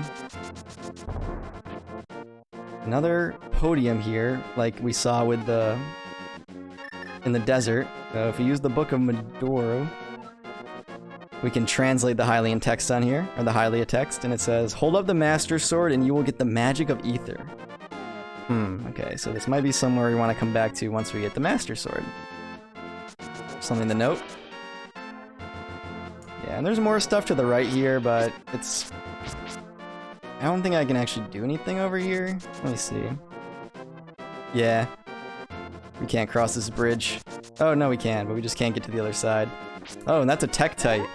Another Zelda enemy staple. They're like these one-eyed spiders that just like bounce around. Usually in the mountains. Furry? Yeah. Yeah, as you can see, Zelda was always furry bait. It's not just this new game. Alright, so let's get in here. Now we're in the Tower of Hera, and this is going to be the dungeon that hosts the last pendant. And the Moon Pearl, as we've been told multiple times. But as I said earlier, it's like completely missable. So you want to make sure that you get it in here, and you don't miss out on it. And it's kind of tricky to find, too. or at least to navigate to it. But I don't think I'm gonna do this dungeon today. We've been going at it for a little bit. Yeah, it's like 6, so about 3 hours. Yeah. I think I'm gonna call it here, guys, but thanks for joining me, for everyone who stuck around for a majority of the time. Next time we'll navigate the Tower of Hera and find the last pendant, and then hopefully we'll find the Master Sword. So I think I'll be streaming more tomorrow? Yeah, let's go with that. We'll do tomorrow around 6 as well, so have a good night, everybody.